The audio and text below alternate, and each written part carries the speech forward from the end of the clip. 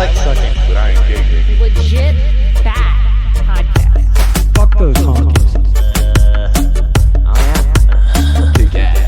Welcome to Costco. I love you. He really knows how to suck a wiener.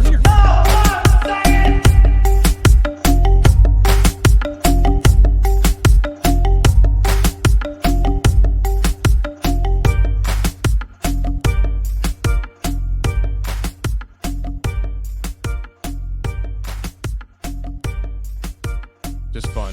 So Oh yeah, we love doing the in studio for us is setting out on our patio and putting up all of our equipment out there. But it's still fun to have a guest like right there instead of on Zoom. But you know, this works when you live across the country. yeah, where are you guys from? California. California. Gotcha. Yeah. I'm in Philly, and I had Joel from Van Tesla, which by the way is a awesome rap group that, like, it's not even rap, it's like they do hip hop singing, but it's all about like pushing back against the culture. And he flew in from Ohio to be in studio with me all day the one time, and I was just like, when he was sitting right here and we were recording and stuff, it was just like the energy was there the whole time. It was a lot nicer. It was just so much That's nicer. awesome. The hip hop version of Rage Against the Machine. Yeah, pretty much. I mean, like him and Quan's in Atlanta, Joel's in Ohio, and they make just really quality music. And it's like Tom McDonald-esque, you know? Ah, he's Oh, great. nice. Yeah. So I mean, like they do a lot more of artistry in the sense of they do rapping, they sing, they do melodies, they do bridges where you typically wouldn't think a bridge would be going. They don't fit your mold of your typical artist, but it's really high quality stuff. And I mean, I love the guys so much. So yeah. Oh, that's funny. I think I follow them on Instagram, but I didn't know that was a music group. I thought it was just a. He and I need to sit down and have like a marketing session on how to market yourself. You know, You want to sit down with us? listen, I could talk about how to build a podcast for days. Like but the thing is, like, when I talk about it, I scare most people away because I only know one way to do it. And it's like a lot of freaking work, but you know, it's all I could freaking figure out and stuff as I was building the show. I didn't know how to do it. I just literally, I would come home from work. I was driving tractor trailer. One of you, who was talking to me on Instagram? Me. You. Okay. So, you're a truck driver, and I was driving tractor trailer. So you understand the long hours and the craziness of it. Well, it's close. I'm a delivery driver, so I'm a courier, so I'm just in town all day. But yeah, it's just nonstop driving all day. Yeah, you get it. And so, like, I didn't have an end time. Like I would, you know, go to work at 6 o'clock in the morning, and I'd get home at between 6 and 8 o'clock at night. And when I first started the podcast, I didn't have any kids. I got two now, but it was just me and my wife. And so I pretty much would come home, give her a kiss, eat my dinner real quick, and I'd go up into our third bedroom where I kind of made the studio, and I would just try to figure it out. I mean, That's all we've been doing. Yeah. Yeah, you hop. I remember hearing the episode because I listened to Confessionals years ago. I think I heard the one when you had your first kid. Yeah. Oh, that's awesome. Yeah, dude, I'm still stunned at the amount of, I guess, distance we've come with what we're doing over here. And I guess you guys know, like, as content creators, you look at your stats, you see who the numbers are, but you don't really comprehend that there's a face and an individual behind every one of those numbers. And so when you actually meet people that listen to your show and they're like, yeah, I listen to the show, I'm like, really? You know, it's like, I was like, oh, that's cool. You know, because it's just their numbers on a screen. And when you actually get to meet the person, it's cool. Like, I was just texting with a guy that I used to go to church with years ago. And him and I are texting about what's going on in the world and stuff. And I was just telling him, dude, you just gotta rage against it. And he said, I've been wanting to text you several times now. Stuff. I started diving into your show. I'm like, dang, man, he's listening to my show too. That's cool, you know? So and then you start thinking, hope I didn't say anything to offend him, you know? Because sometimes, go ahead. Oh, okay. I actually just had kind of a thought of that this last weekend. Joe was asking, because I just started a new job and I work 6 a.m. to 4:30. And so far it's been 6 days a week. I had 3 days off in 30 days the last month. And he asked me if I was going to make one of the podcasts, because now with that schedule, it's been kind of a hit or miss, especially on weekends, if I can make midday shows and whatnot. And he was like, people miss you when you're not there. And immediately, because we do this in the same town on the regular without mics in front of us, like we sit down, we talk and we hang out, we've all been around each other, and even all three of us have lived together for years. So it's like, you don't conceptualize it when you're just talking. And now that we're a year into this, you don't really think about it when the mic's in front of you. So I immediately shot back to Joe. I'm like, yeah, I seriously doubt that, but it was nice of you to say. And he goes, no, I've heard from multiple people that they miss you when you're not on the show. I ended up talking to my girlfriend about it, and I'm all, that's bananas to me, because that's definitely for each one of us. And that's definitely for each podcaster. Like, there are people that are going to tune in that want to hear you. You're the whole reason why they listen. And Which I'm is like, funny, because usually when a random listener says, I listen to your show, I'm like, really? Oh, I'm sorry. Like the same What did I thing say? that you say, Tony. I have the same reaction. I'm like, they do? They listen to that? Okay. Not that it's bad. I'm not judging it in a crappy way. It's just really funny that we're dedicated podcast listeners ourselves. So we have our shows that we're like, oh, I love this show. I've listened for 10 years.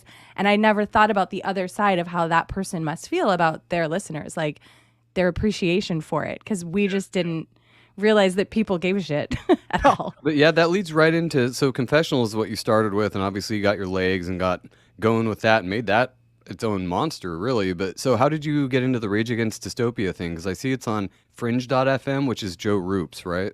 Yeah, actually, Liking the void. so Rage Against Dystopia is actually not active now because the man shut me down. No, I'm just kidding. It'd be a convenient thing to say, but in all reality, I needed to actually prioritize my life, and I tend to overbook a lot. And I'm just kind of person, like, I want to do something, so I'm going to go do it. And I just don't. I didn't have the time for it, and the Confessionals was suffering, and I can't let the Confessionals suffer. So I took a step back, but I still do things on Instagram, and sometimes I'll hop in on the Telegram and do a live there, spur of the moment. People pop in and stuff, and that's kind of cool too, because I get to actually talk with people that, while I'm talking, they can kind of like wave at me. I can let them speak, and they kind of dialogue back and forth, and I like that and stuff. But yeah, it's one of those things where my last show I did with Rage, I had Charlie Robinson on, and I was just telling my audience, I was like, listen, I mean, I'm leaving you in good hands. I'm a paranormal podcaster, that flipped into Rage Against to Dystopia, and I went into a market that it already has a lot of great people in it, and Charlie's one of them. And I started pushing them to all these different people. I'm like, I'm not abandoning you. I'm actually giving you probably better people to listen to, because they're just more, in my mind, more qualified. I just, the way it came together was, it's actually funny. I started the Instagram account first, and it was private. I didn't have any followers. I didn't have any picture or anything. I was just posting like news articles and screenshots in there for my own reference. It was like my own little data bank. And I was looking at it, and I was like, I think people might actually want to see this stuff. And so I started, telling people about it, and a lot of people started following it. And then when November 6th happened, I kind of took a look at what I was doing, and I was like, I think I want to split some things up here, because I don't want the Confessionals disappearing overnight, because in the beginning of the year, I think it was a real concern for a lot of us that, there was going to be a serious crackdown on the whole censorship stuff, and we might just disappear. And it's still very much of a worry of mine. I'm sure of everybody else's, but we're still tiptoeing around here and there. But yeah, I mean, I'm censored right now on Instagram for posting about Hunter Biden's sex video that popped up a few weeks ago. So is that why I can't mention you in a story or anything? I can't at you. Yeah, I think so. I'm not butthurt about it. I don't care. I mean, it is what it is. But I didn't think it'd be a problem. I mean, there's like half naked people on Instagram as it is. So Yeah. the video was like blurred out. I mean, so I was like, well, it's not, you don't see anything, but it wasn't about what you were seeing. It was about who you were seeing. And, Of course. and so that kind of got me a little censored. So I can't do live videos on Instagram now. And they say it's temporary, but that was like 3 weeks ago or 4 weeks ago, whatever it's been. So I don't know. I'm already reserved to the idea that Rage Against Dystopia on Instagram is eventually going to just be deleted somehow. So You got to do what everyone does and do the backup account, that never gets any traction as much as the original. And yeah, I don't have that kind of energy for it. I'm just like, whatever. I mean, people, there's a Telegram channel. People need to follow it if they want to stay tuned in for when I get banned off Instagram. I don't know. I'm very much of a pessimistic person when it comes to the world we live in. I don't have any hope. I don't see any future. And I think it's all doom and gloom. And so black-pilled, son. I guess I am. I guess I didn't even know what black-pilled was until recently. I'm like, what is everybody talking about? Me either. I didn't know what red-pilled meant until like the end of last year. Until we and I had seen The Matrix, and I was still like, yeah, I get it. Matrix, you take the red pill, you see shit. Like, what are you fucking talking about? And they're like, okay. It's when you actually open up your mind to these like conspiracy theories being legitimately real. And I was like, that's never gonna fucking happen. No shit. Like 3 months later, I'm like, I took it. Like I took all the red pills.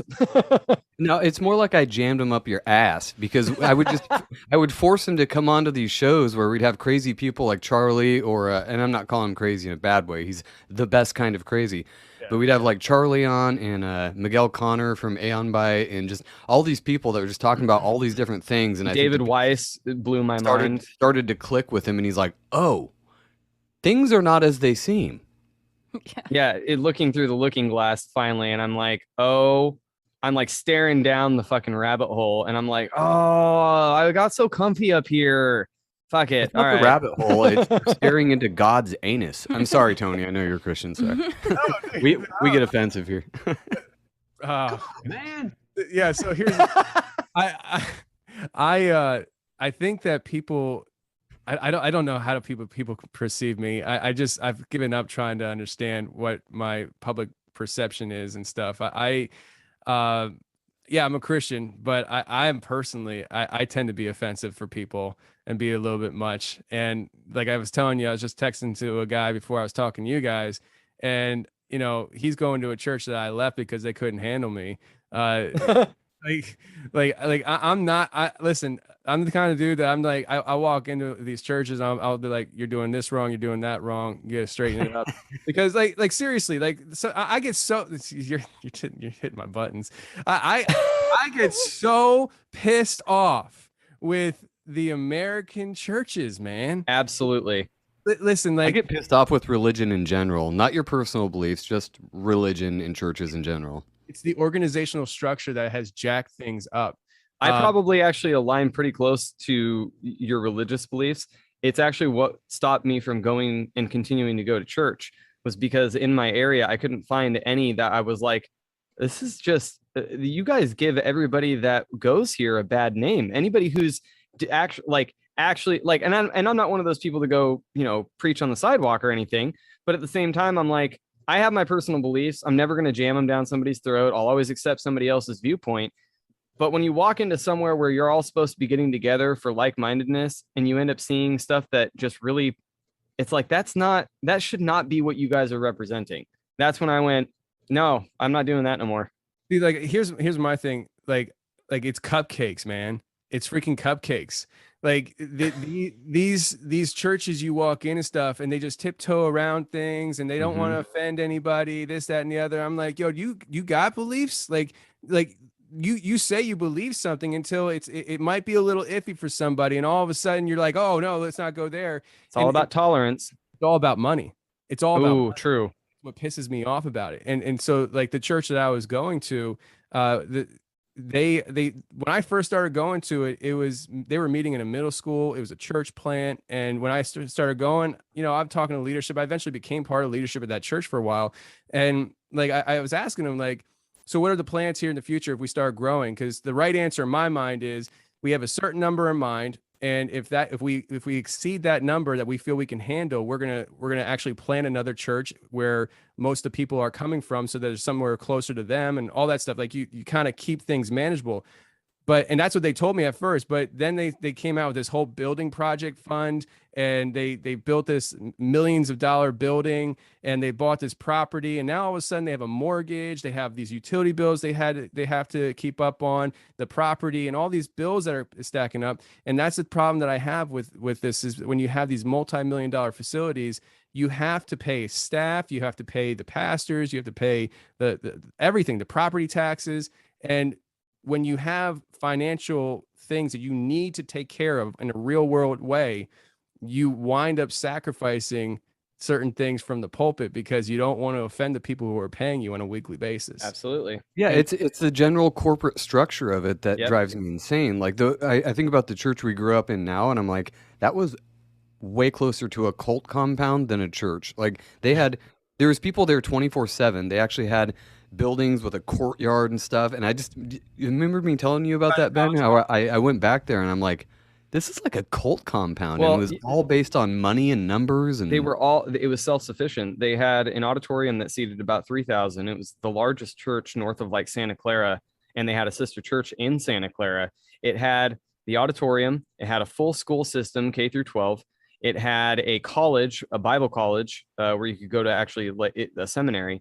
And then on top of that, while we were still young, they created what was called the Precious Moments Building, and that was a youth center. On top of that, they had football leagues, a gymnasium. They had a baseball league and baseball field. They had a gymnasium. They had all of their own stuff, and it was all funded by the church.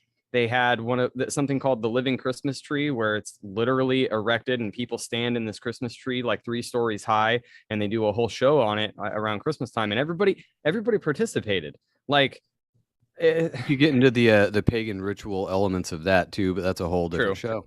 Yeah, it really is. So what do you think as far as your like conspiratorial take on that? How do you take modern religion, especially conspiratorially? Because we could go on for days about that. But I think the way that churches should be run is, if you want to have a church, the way I guess it was originally intended would be to have a group of people gathering in someone's house on a Sunday and just kind of sharing ideas, kind of like a podcast, instead of having this one dude at the front that takes in all this money from people so that they can sustain the building, and he gives his thoughts, Yeah, I think that's the safest way to do church. I don't think I wouldn't say that if you're not doing a home church, you're doing it wrong. But I think it's the safest way, because you don't have to worry about paying a pastor. You come to somebody's home, you meet in the living room, and if it starts growing, somebody else has to open up their living room on a Sunday, and there's no overhead, and any kind of donations and tithing can go into a fund that can legit help the community around you and the people within that organization of the church that you have been starting here in your home. Like, for instance, if you have a home church and everybody comes, and like, I'm not big on like setting numbers like you have to tithe 10% of your income, whatever you want, whatever. And I don't even think you have to. Like, if you don't, I don't care, whatever. Like, it's my house, Yeah, donate your time. Your time could be your tithing, But like, if there is some kind of donations and stuff, I think that donations should be meant for helping the community around you and also the people in that little congregation. So say Sister Sally over here gets sick and she has all these medical bills. Well, we have a fund that we can help pay those medical bills for her, things like that. You don't have to worry about paying your 10 pastors and then the staff and the janitors and the lawn care guys and all that stuff. I think it's the safest way to go about it.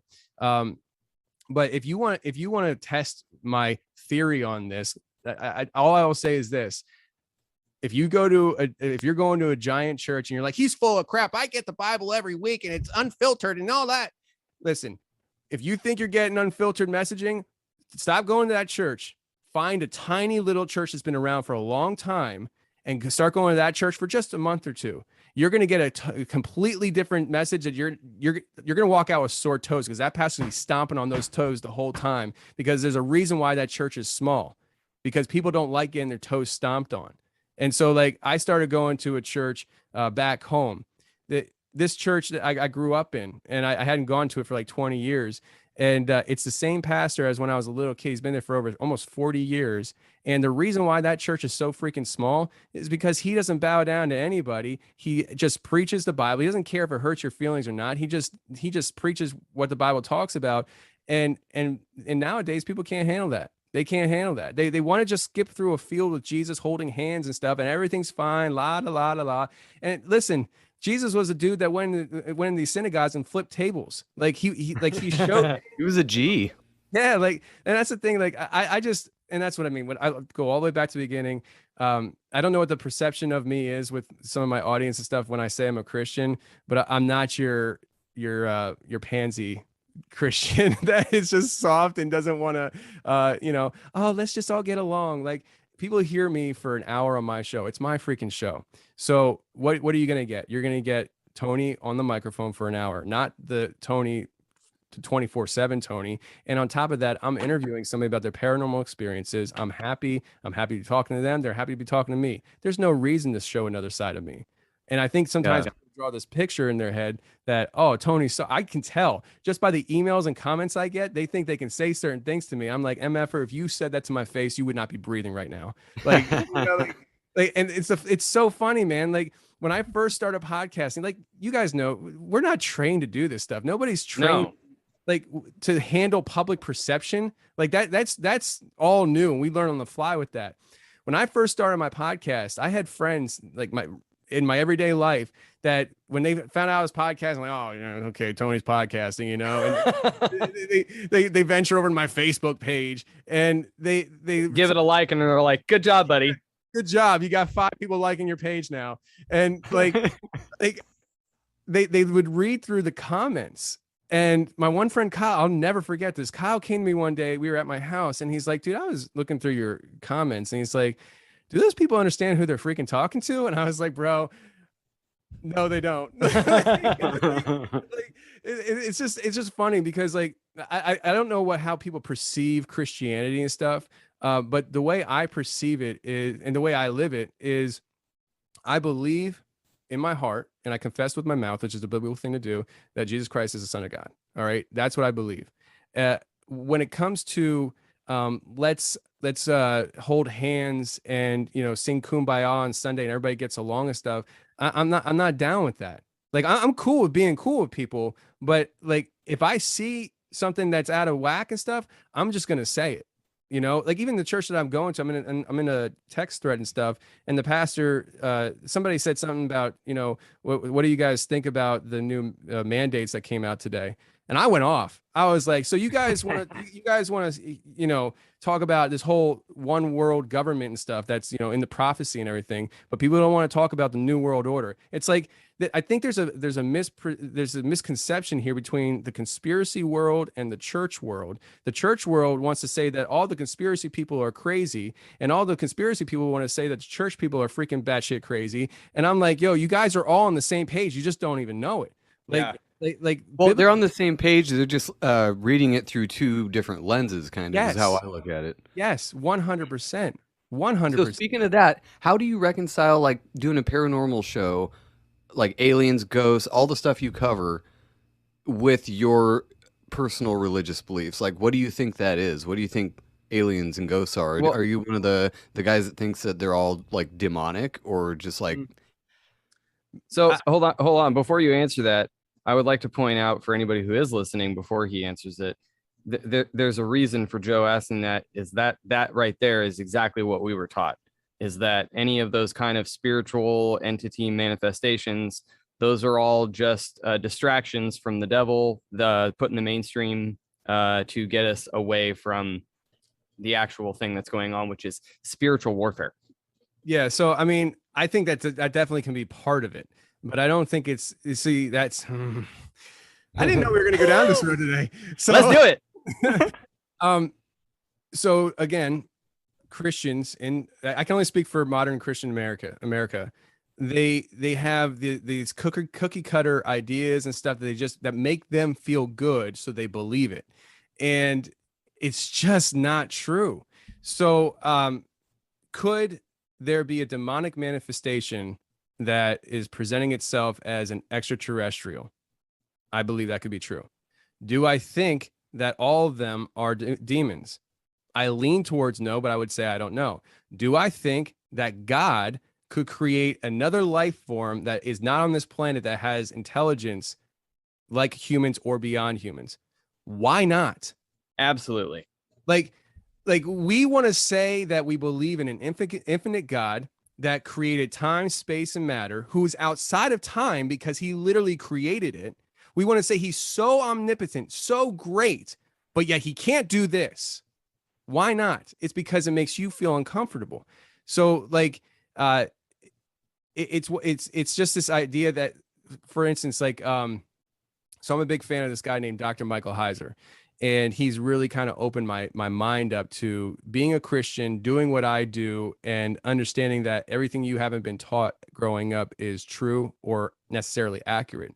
And there's a book called Enoch. People have heard about it and stuff.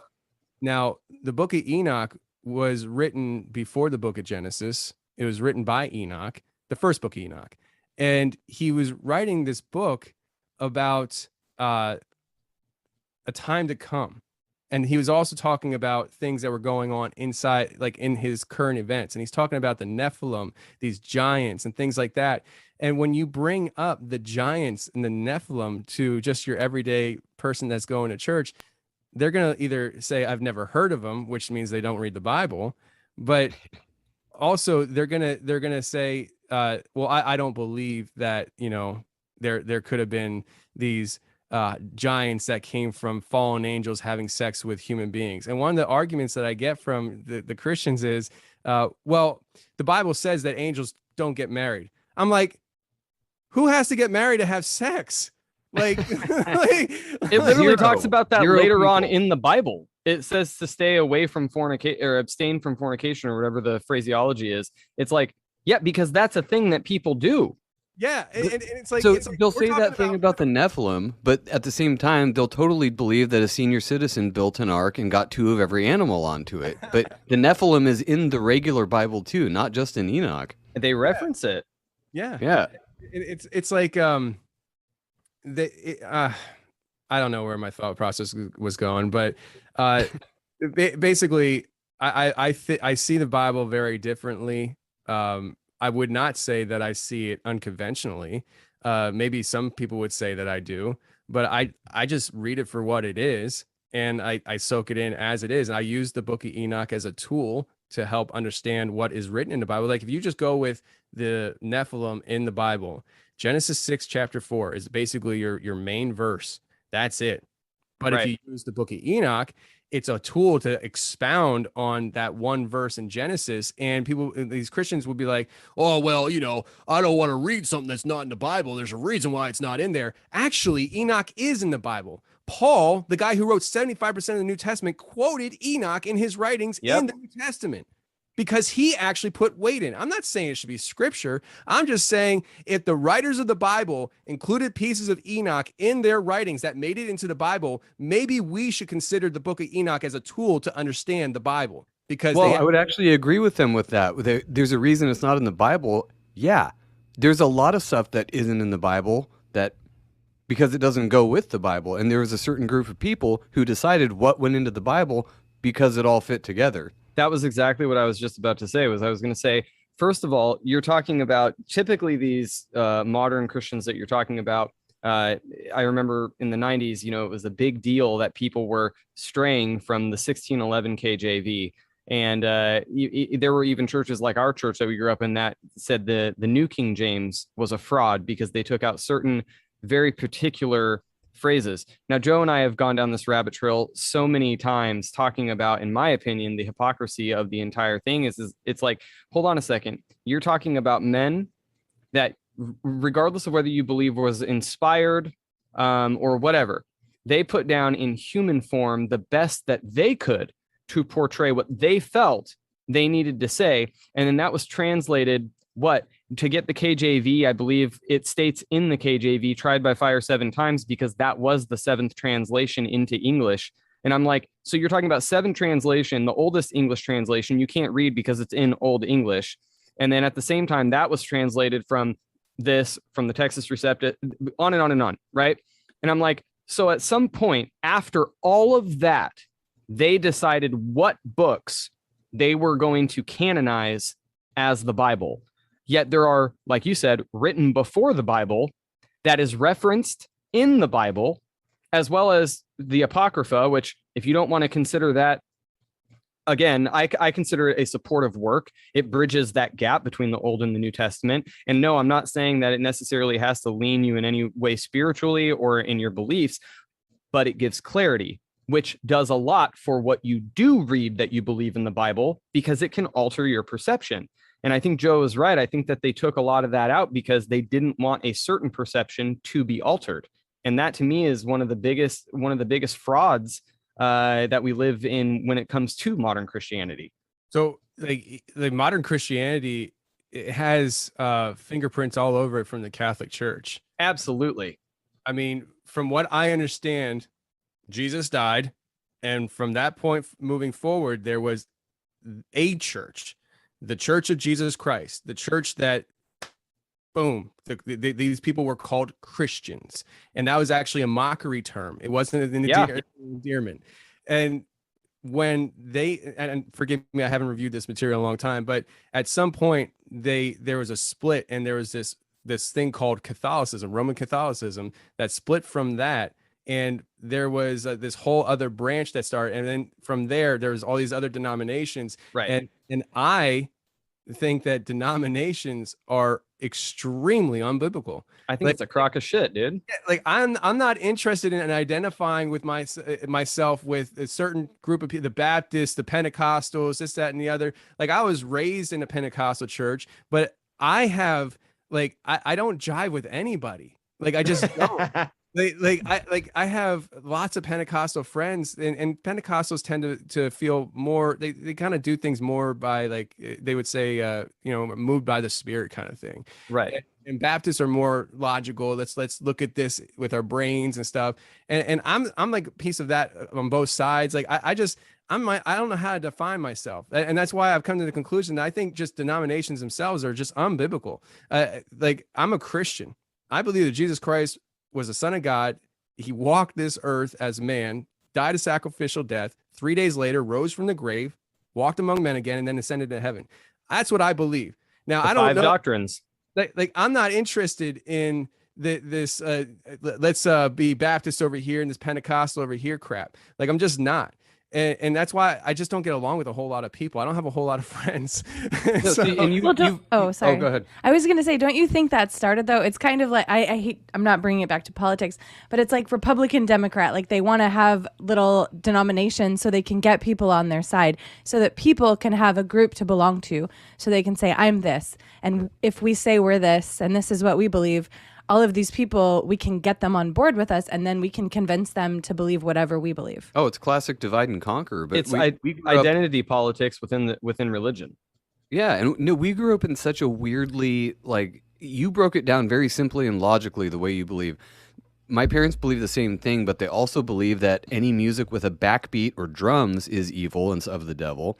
They believe anything, girls shouldn't wear short shorts or shouldn't wear a bikini. Like, they dissected what they believe, what they thought the Bible taught so far that it became Pharisaical. And for people who didn't grow up religious, Pharisees were like just like that. They thought that they were the hoity-toity, like, most pious. They were basically the SJWs of the Jewish world back then. So, well, like the Pharisees. So we had the 10 Commandments, right? Right. And that was given from God to Moses, and that's what we were supposed to live by. The Pharisees came along and they're like, yeah, those are good rules, but here's 10 rules for each one of those rules to help you follow God closer. And those rules, if you don't follow those rules, we're going to persecute you for them. Those are man-made rules, bro. I'm not interested in that. And they're putting them on God's law and then telling everybody else that not only should they follow God's law, but they should also follow the laws that they have laid out at the same level of God's law, or they should be checking their salvation. The reason why people call other people Pharisees, though, is because of the hypocrisy within that. For instance, one of the laws back in the day was that on the Sabbath, you could not take a certain amount of steps outside of your house. So Pharisees found a way around their own rule. They would carry a bucket of bricks from their house, and every so steps, stop one before it and put down a brick and say, this is a part of my house, and continue walking until that one step, put another brick, and then they could get where they wanted to go, all within the confines of the religious law that was set up. Whenever somebody calls somebody a Pharisee, it's not just because they're a religious zealot in their own right. It's because they are also being hypocritical about their very own religious beliefs. Going back to what you said, about not really jiving with anybody. I had a conversation years ago, probably 14 years ago, with a coworker, and we were talking psychology and a few other things. And I made a statement, and she was older. I was friends with her kids, actually. And I said, if people who followed a religion actually followed what they taught, they would be in a relationship, not in a religion. A religion is nothing more than a handbook of moral codes and ethics, again, Pharisees, that have been set up by man to coincide with what they believe by interpretation, the Bible, or, whatever it is that they believe says. I'm like, if it was actually practiced the way that they teach it, it would be a relationship. Well, we all know relationships differ. My relationship, we all form friendships, and my relationship would differ with you in the same manner that Jen's relationship would differ with you. The same thing is true with God. Now, all of our relationships are going to be different. I had a conversation with my dad about that. He doesn't believe that you should ever drink. He doesn't believe that Jesus made actual wine at the marriage at Cana in Galilee. He believes that they made grape juice. And I told my dad, I said, look, first of all, if you get into the Greek, their parents are really interesting. I said if you get into the Greek, it is actually alcoholic wine that he made. First of all, I said, but secondly, look at the psychology just in context of the entire passage. The guy comes up. Oh shit, he froze. He did this last time too. The best He'll first. unfreeze. Well, I used to drink a lot. The reason why you do that is because you take the stuff that doesn't taste as nasty, and then you switch over to the stuff that tastes nasty when you don't really taste it anymore. I can attest to that. And then I go, so in that passage, that's what he's saying, is that typically you would bring out the best first, because by the time you're drunk, you don't care if you're drinking garbage wine. That is why that gentleman said that at the wedding. He made alcoholic wine. That's why he said that. And we've gone back and forth about this. And of course, they won't budge. And we've given up a long time ago on trying. But if you just say that you're a Christian, the first question out of people's mouth is, oh, what denomination are you? Why do they ask that? The reason why they ask that is because your answer puts something in their head as to what they think you believe based on that answer. If you say I'm a Baptist, they think one of two things: Southern Baptist, holy rollers. They think Northern Baptist, you sit in your pew like this and sing hymns, which is actually not far off. But depending on your answer, they automatically have put you in a box of what you believe morally and religiously. Well, if it's a relationship, that differs between every person. If I just come in and say, I'm a Christian, what denomination? I don't have one. I have a relationship with my God, and that's it. No, and if you say non-denominational, you're also put into a box. Non-denominational is a denomination. Yeah. Yeah.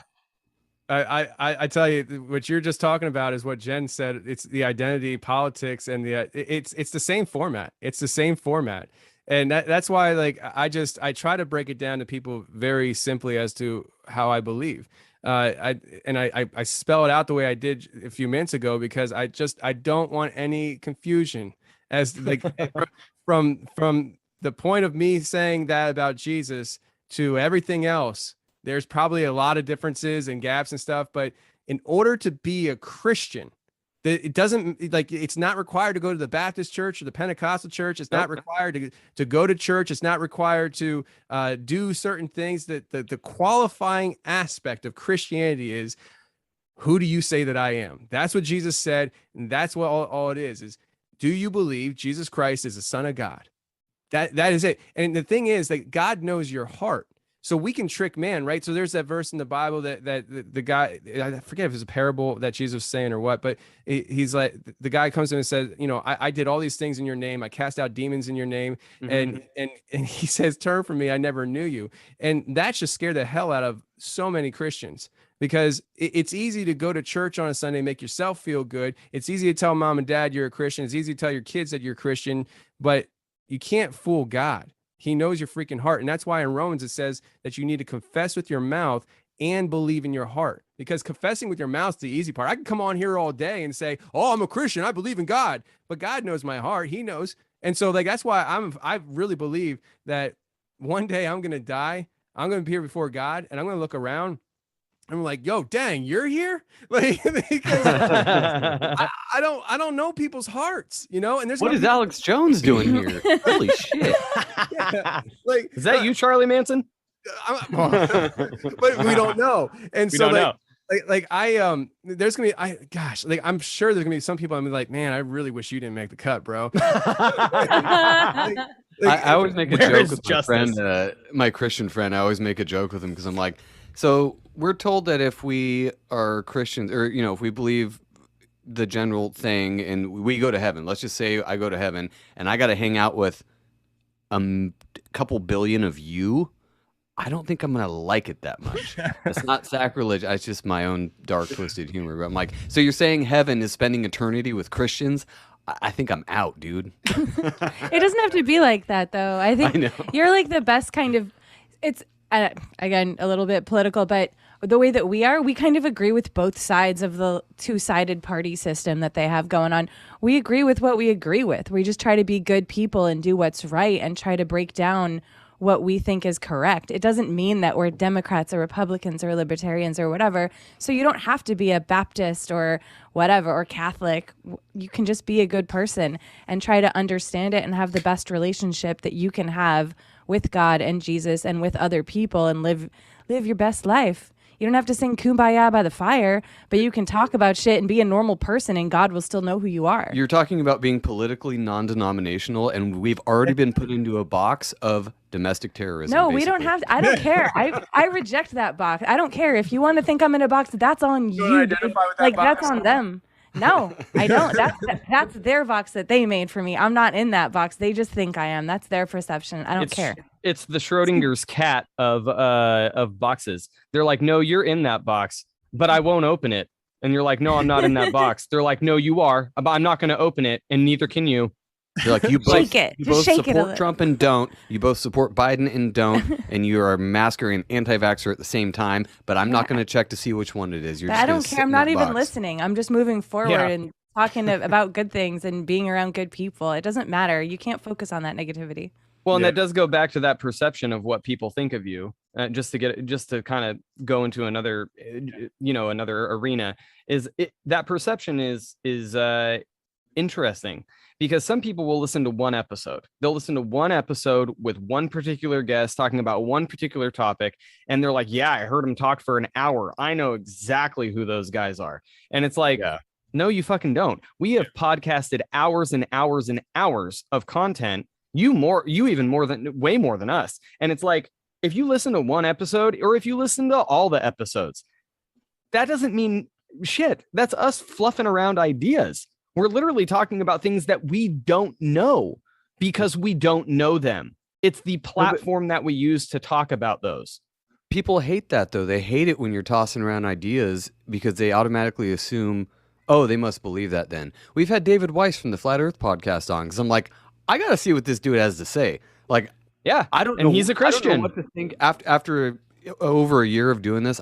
Still don't know what to think about the world, and I'm not going to get into a big debate about it either. But it's not that he blew my mind. He just had good points. So, like, for him to come on and then someone to say that we're automatically flat earthers or something just drives me nuts, because I'm like, we're just talking about possibilities here, okay? You're talking about the one possibility. You're spoon-fed from NASA, so we're just taking in other ideas, okay? Yeah. Calm down. Yeah, I the flat Earth, man. That's like, I don't understand why people get so flustered about it on both sides. And I think it does go back to kind of what we were just talking about, where it's like, people tuning into our shows, it's almost like sometimes, maybe not this show or even my show or these types of shows, because people generally are more open-minded, but there's this high mentality of just tell me what to believe, Yes. People want to be led. Yeah, like that's why we identify in certain politics. That's why we identify with certain Christian groups, because we just want to be told what to believe.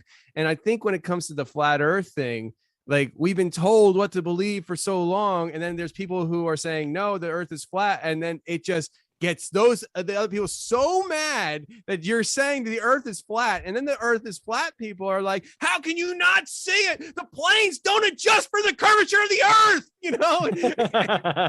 Totally. Oh yeah, they both get so mad. I think we need to teach our children to be more of a critical thinker, each child, so that each person can grow up and try to just figure it out for themselves. Because maybe, I don't know what it was in society, parents just telling their kids because I said so so many times that everyone's just they were like, taught that way, oh, and the they were earth's taught that round, way. and then someone says it's flat. No, my mom told me it's not. I learned in school. Oh yeah, my dad's bigger than your dad. I don't believe the earth is flat or round. I don't know what's there. I've never been outside of the earth. I haven't seen it from a bird's eye view. So I have no idea. That's the exact thing, is that I've gotten it's more appetizing to me. Not just me personally. I honestly believe this, is that it's like, who fucking cares? First of all, secondly, secondly, it's like, doesn't matter. You don't know. You're not a fucking bird. You're not in space. You can't see it. And if anything out of this last year, it's pretty fucking obvious that our government lies to us. So why in the world would it not even be just a sliver to say it's possible? It's Just- fucking just possible. even some I'm not saying believe curiosity. it. I'm not saying believe Yeah. it. I'm just saying put it in the realm of possibility that maybe you were lied to on a grand scale and you don't know shit. Well, even beyond that, like even beyond curiosity, like I don't know if Joe Biden has dementia and has no idea where he is, and he constantly pisses his pants, and who knows? It's possible, but it's fun to talk about. It's fun to talk about the Queen of England being a fucking lizard. Probably not, but it's still fun to talk about because she doesn't look like all human either. So, By the way, that Joe Biden comment was a perfect opportunity to do the ow.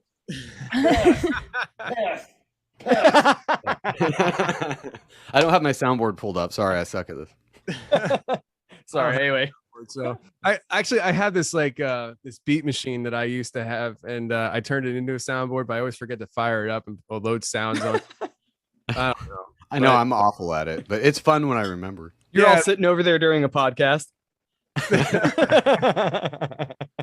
Sometimes I remember to load it. I'll load it up for the Hammerley Legends podcast we have, because that's more of a fun, jovial show. Yeah. And like most of my stuff is like that I use is like Joe Biden's "Come On, Man," and Gretchen, "How dare you?" You know. Oh, are you serious? I have it. Hang on. How dare you? That's the one. Like that's the one. And then the Christian Bale, when he was, I forget what movie said it was, he was getting so angry. Yes, that went viral real quick. Yeah. It's just like, oh, good for you. I think I've heard that one. He's like, oh, the sound guy. Yeah, put it right down in my face. It's not like a camera's on me, you fucking dumb bitch. Like, he went off. Let me see if I can load this thing. Oh, up I here. remember that one. Yeah. I have No. a couple here that are wildly misnamed. Do what I want. Oh, You should probably just label them. I know. It's I the have file to. name. Oh, good for you. There it is. Nice. That's awesome. But I gotta start using this more. It's fun. We have a goofy ass show where we just kind of do whatever we want. So it happens how it happens, and then we send it off into the world. I literally didn't know we had a podcast tonight until like a half hour. I had no idea who you are. Unlike Joe and Jen, We have a schedule. I thank you. I have to check it every day because I never know when the podcasts are. I never know who the guests are. No offense to any of them. I typically, prior to it, do not care. And You always have a good time though. I always have a great time. Yeah, but everything's always off the cuff. It's that's what gets me in the conversation, is not knowing what we're going to talk about. So Oh fuck! I had a thought and it just went. I brain farted. Never I'll mind. tell you, I mean, Joe, when Joe was talking to me on the Instagram, I asked the question. I said, "So what are we talking about?" And he's like, "Whatever." I'm like, "Perfect, like, Perfect. Wing it. yeah." Like that's the thing. Like when I started podcasting, going all the way back to the very first conversation, I grew up in a household where you come home from school, you do your homework, and you sit at the kitchen table, have dinner as a family, and then you sit there and talk every freaking night over and over again with the same people. You sit and you talk, and we would talk and talk and talk. So when I started thinking about podcasting, I'm like, I think I might have been made for this. Like, I think I can do this. And then I had when I graduated high school, I was accepted to a school called Full Sail University in Florida for audio production. And my goal going out of high school was I wanted to be a music producer. And that fell through, obviously. But here I am producing audio anyways. And I like this a lot better, So it's a lot. I don't want to deal with musicians. They're I had a lot of the same thing where I started with music and learning how to control soundboards and stuff with music. Didn't translate as well to podcasting because we had shit mics, but I finally figured it out, I think, for all the people that were bitching. The one person that was bitching. Whatever. But so that's why you produced Charlie's show, right? Yeah. I didn't know that until like the third time we had him on. And I was like, Tony produces your show? That's crazy. Yeah, when I first started it, so I produce other people's podcasts, and I kept it on the quiet when I first started because there were some people's podcasts that I was like, I don't really want to be attached to this podcast, like I don't. Sorry, bud. You're all, it's pro bono. I don't.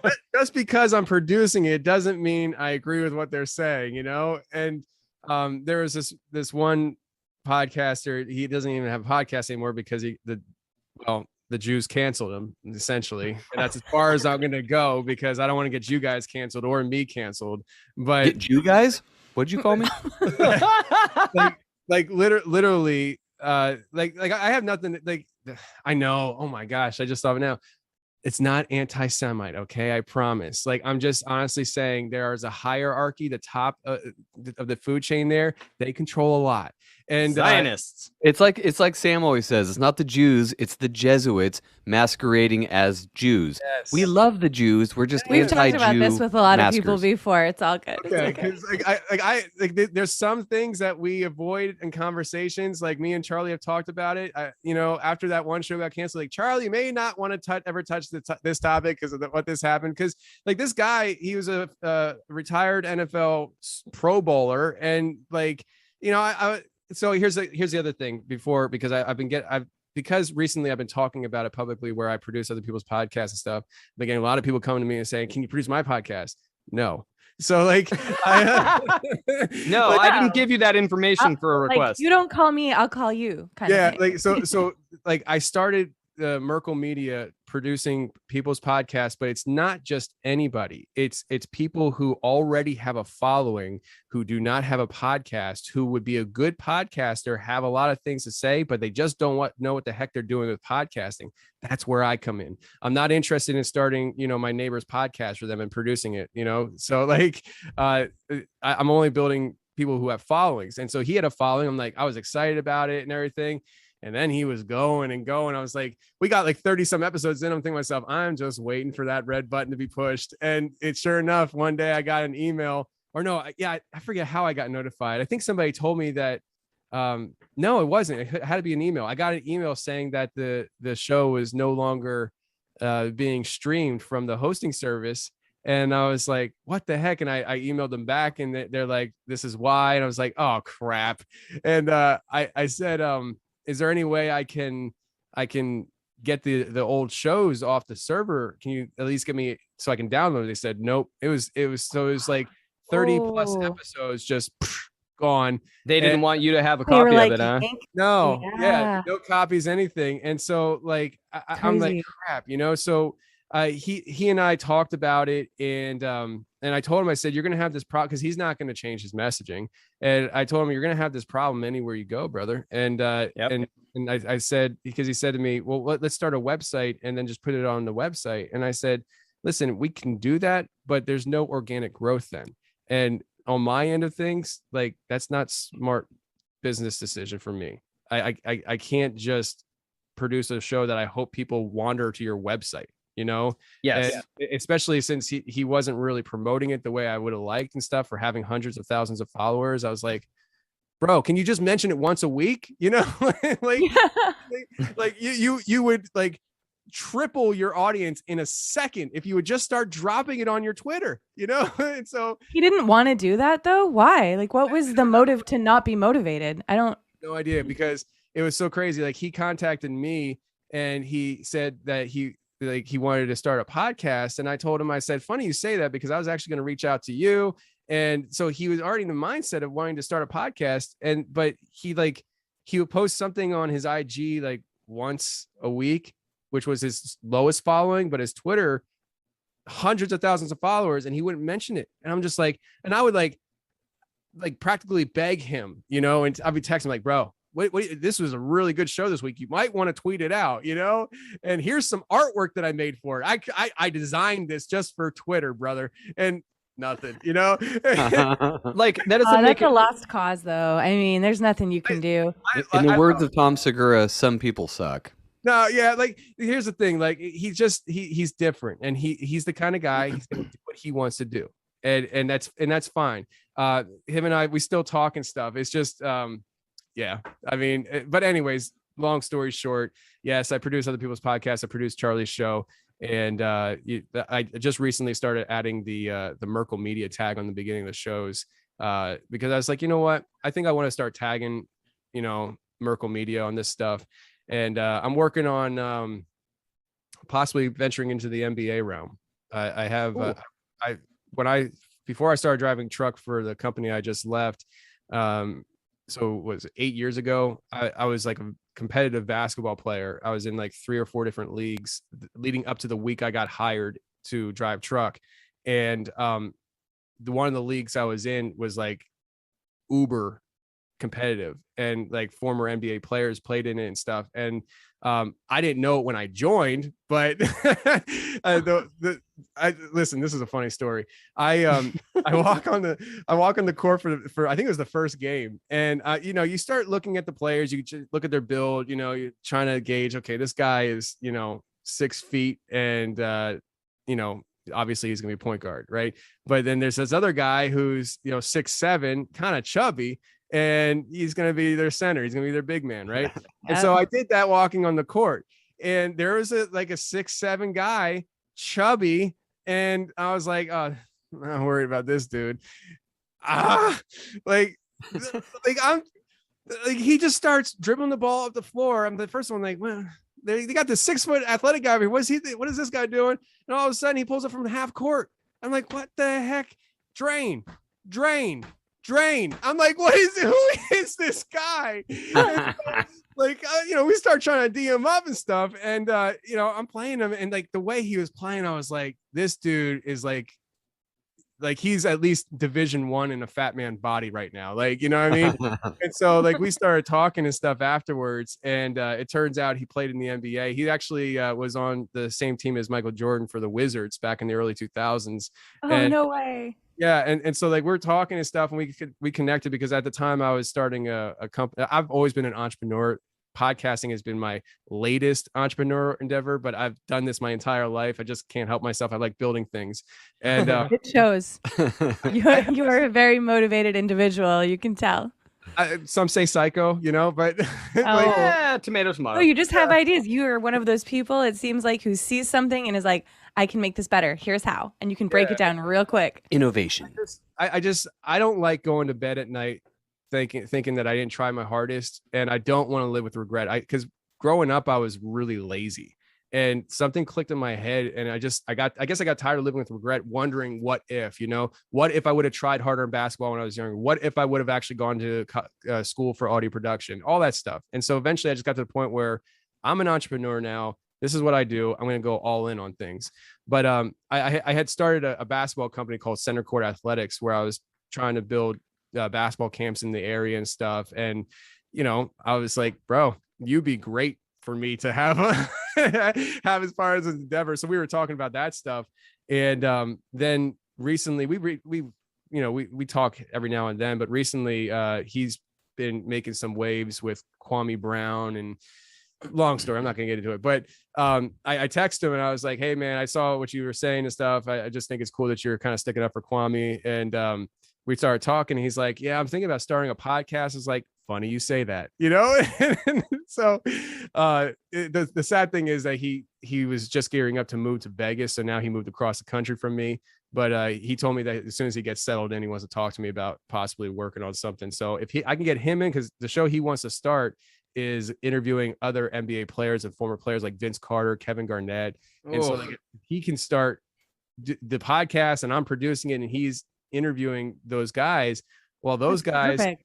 Yeah, I mean, eventually I'm gonna be like, okay, Vince Carter needs a podcast. Give me his number. I gotta talk to Vince. I'm not interested in fanboying. Okay, I just like basketball, and I think this would be a great thing for me. Okay, so like, I'm just being honest. Like, I don't give a crap. That would be a great new area for you to go into too. I mean, a lot of these bigger podcasters like Sam Tripoli have several different shows because there's several different interests. You know, it's like you got to kind of narrow them in. We're stupid. We just mash everything we want to talk about into one show.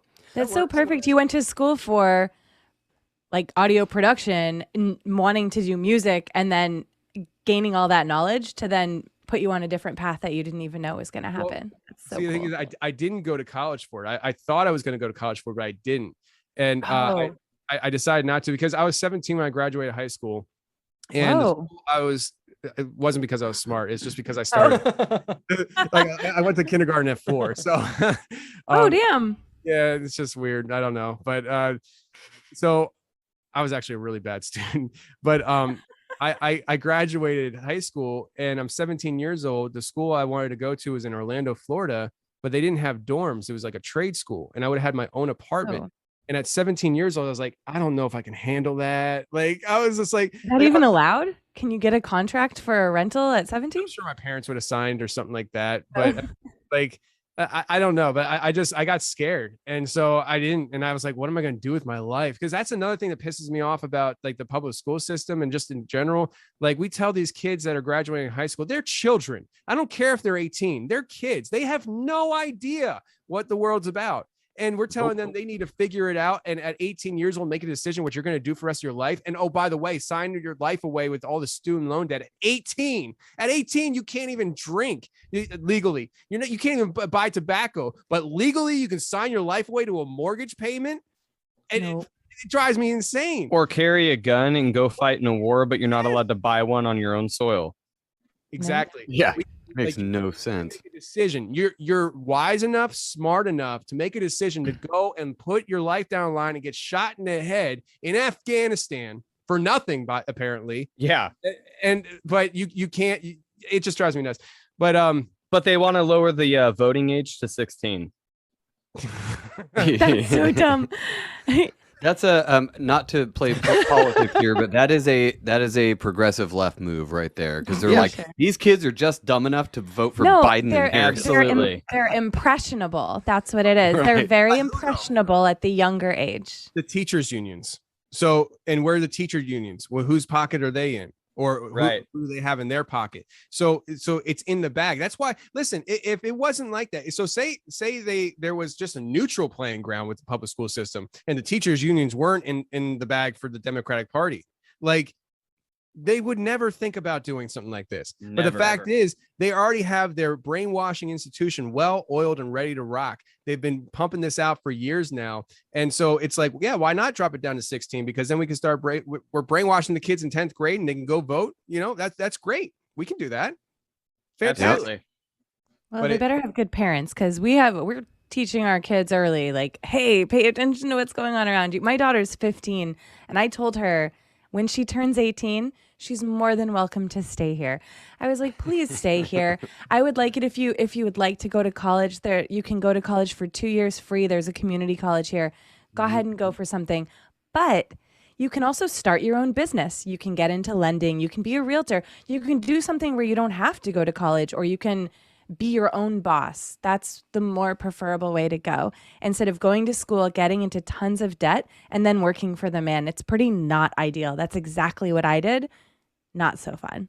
Yeah. So I No, would it's- love but if she that did trap- something more independent. That mousetrap is set so nicely with the cheese and everything. It's set right in front of you. It's like, look, there's cheese. And you're like, oh, I have to do that. Everybody tells me I have to do that. That's why I did Everybody's that, grown because up I felt like that. I was a loser. I was like, I didn't go to college, so I went at 25 late, and I was like, I have to finish. I have to graduate, and I graduated at 29. Super proud. I make more money now working in the lending industry. I got my loan officer license. That's what I do now. And I did not need to do any of the 80 grand in debt that I've accumulated from student loans. That is exactly the same thing. So when I decided not to go to Full Sail in Florida, I was like, well, what am I going to do with my life? And I was like, I can be a pastor and work one day a week. That sounds real nice. And I went to a private Christian school that charges $30,000 a year. Like, and I'm 17 years old. I have no concept of paying this back. And, now you pay $1,300 a month in student loan debt. You have that concept and stuff. And am I using it? No. In fact, I would have to, I don't think there's a church out there that would want me as a pastor. I'm Probably not. We'll go to your church, Tony. I'm the kind of guy that's like, oh, don't you dare let your child call me at 2:00 in the morning asking me to pray for you because your fish died. I'll say, don't ever come to my church again. I don't want to don't bother me. I'm just not a nice guy. And so that's not nice. You're teaching them. Can you stand up and have your own values that you can instill in your child on how to process death, for God's sake? Yeah, I'm not here to raise your kids for you, okay? Right. So You don't need a priest to absolve you of your fish's mean death. of you. I think it's actually a kindness you're giving. I'm to that also person. not here to be asked to pray at 2:00 in the morning. Sorry, I'm sleeping. I'll do that in the morning.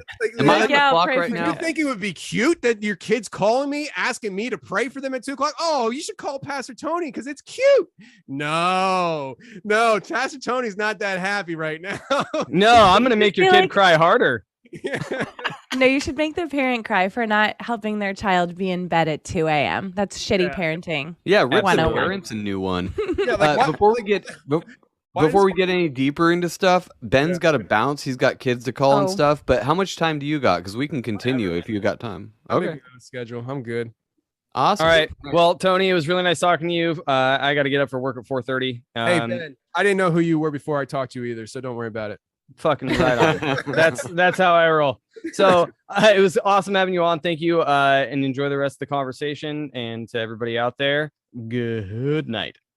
Bye, Later, Ben. Benji boy. Bye. See ya. All right, Ben me, has exited the building. Let me adjust my thermostat in here real quick because I'm sweating. Hang on. Oh, it's you're fine. okay. So hey, everybody out in the chat, or the two people in the chat. The chat's fucking quiet tonight. I don't know what's going on. There's enough people watching, but yeah. People are What you gotta do is get that app on your phone where you can adjust your thermostat, the government thermostat. Yeah, with I your have phone. it, but it's for the house, and I have a separate thermostat for the room here. So Oh, gotcha. So the government can't throttle it on you? no. You know, where was it? My wife texted to me. She saw that. Oh, I gotta pull this up. And of course, we work underneath the same roof all day, and we wind up texting each other back and forth more than we talk because she's upstairs dealing with kids, and I'm down here working on a bunch of stuff. But there's this new thing that they're trying to get passed. Here it is. The Biden administration has proposed requiring all community banks and other financial institutions to report to the IRS on all deposits and withdrawals from business and personal accounts worth more than $600, regardless of tax liability. All right. So $100? Wait, what? yeah. So basically, this is and this was posted on the FNB Community Bank's Facebook page, and they were letting their people know because they weren't happy about it. But basically, you decide to part ways with $600 or more of your money, and it has to, like, if this gets passed, it'll legally have to be reported to the IRS so the IRS knows what you're buying. And so, like, welcome to dystopia. you know? Why? That's so That's so little. I'm not saying $600 is nothing. We're not loaded or anything, but that would create so much extra work. Why? Was that just today? Because he just did that thing today, like saying he was going to mandate private companies with over 100 employees Right. to have either vaccines or the testing. But Not what's the to point do the row talk, but No, it's what's the point of pertinent. the $600 thing though? I don't know what the point is. Like, she literally just sent me a screenshot from the Facebook post. But that on here it says 2 days ago, and that was 2 days ago. She sent it to me. So about 4 days ago, 4 or 5 days ago, this was posted. But here, I mean, and this was the FNB community bank. It's a private bank. So like, you know, they clearly are not happy about this whole thing. But what's the point? Invading your privacy, knowing exactly what you're spending your money, knowing if you're donating to certain politicians, knowing if you're paying, I don't know. It's just let's put it this way. It's literally basically to understand your opposition, you know? Like, if we can understand where you're putting your money, we can understand who you are, how you operate, how you think, and therefore understand how we have to approach you on certain things. Listen, we are in new grounds here. And that, when I said earlier about how I'm very pessimistic, I mean it. Like, it doesn't mean you don't fight. It doesn't mean you don't try to stop what's happening. But at the end of the day, I think we lose. And I know people don't want to hear that, but I don't think there is any reversing this. I think that when you see Australia making camps for their sick people, like, in any sane world, that's an issue, but it's accepted. And then Australia Today talks about the seeing how the contact tracing will go with the whole new world order. That's what they said. And then you have Joe Biden running for president, Build Back Better, and that's been all over the world. You have that's World Economic Forum. Then you have the Great Reset. Like, at what point do we say, okay, it's probably not a conspiracy anymore? You know, like, that we're witnessing right before our eyes an entire global takeover of a one world government, new world order, however you want to define it. And this is what I said earlier when I was talking about how the conspiracy and the church realm, they clash, but really they're on the same page. It's just different lenses, like you said, Joe. Like, Christians, at least the ones that want to say that they believe the Bible, they see prophecy, they see the idea of a one world government. But when you tell them that it's happening now, they're like, no, no, we're gonna vote for Trump in 2024. It's gonna be all good. And I'm like, yo, like, He's not coming to save anybody. He never was. Yeah, nobody's saving anybody at this point. Like, No. I'm sorry. Like, Turning into communist China. Like, look what's going on over there. That's like where we're going. We're kind of like modeling our new society right after what they're doing. Well, it sucks too is that in the last like 6 months or so, most people are like, you know what? There's nothing we can really do. Got to watch out for our own families, take care of ourselves, be like agorist and like have chickens or a garden and do all that. None of that matters if you're living in the system still. They can still shut off your shit or see where you spend your $600. And so the answer to that was, start like a hippie commune, move to a large patch of land in Montana, and we'll all just live off the land there. Yeah, you still got to pay property taxes, and the satellites can still see you from space. So, yes. I mean, if we're allowed to have Google Maps and we can zoom in to the point where I can see my car in my driveway, you don't think they know where the fuck you're living? So that's not even an answer either. So what is the answer? Just Jesus coming back? Like, do it already. Come on. It'd make my life a lot easier. Like, you know, like, in all honesty, I'm just like, the sooner the better at this point, you know, because I got a 3-year-old and a 1-year-old, and I'm just like, yo, like, if it happens tomorrow, I'm down. Like, let's just roll, because I'm like get this party started. Yeah, I'm pretty much tapped out at this point, because, like, so, and this is highly debated, and people get mad at me when I say it, but, you know, the way I read it in Revelation, I don't see a sign of America in Revelation. It talks about a lot of stuff in that prophetical book, but it doesn't mention America, and it doesn't even mention anything that would resemble America. And to me, that says that America probably isn't going to be part of the picture on a global scale when that whole thing goes down. And so, are we witnessing that happen right now? You know, like, and people say, "Oh, the Bible." Here I go again. I'm sorry, but I'm going to just say this. You're okay. People say, "Oh, the Bible. How can I believe something that was written by man?" All that stuff. I'm not here to tell you what to believe, okay? And I can't make you believe something like that. Like a belief comes from in here. Nobody can make you believe anything. But what I can say is there are some trippy things in the Bible that is hard to explain. Like I think it's Psalm 22.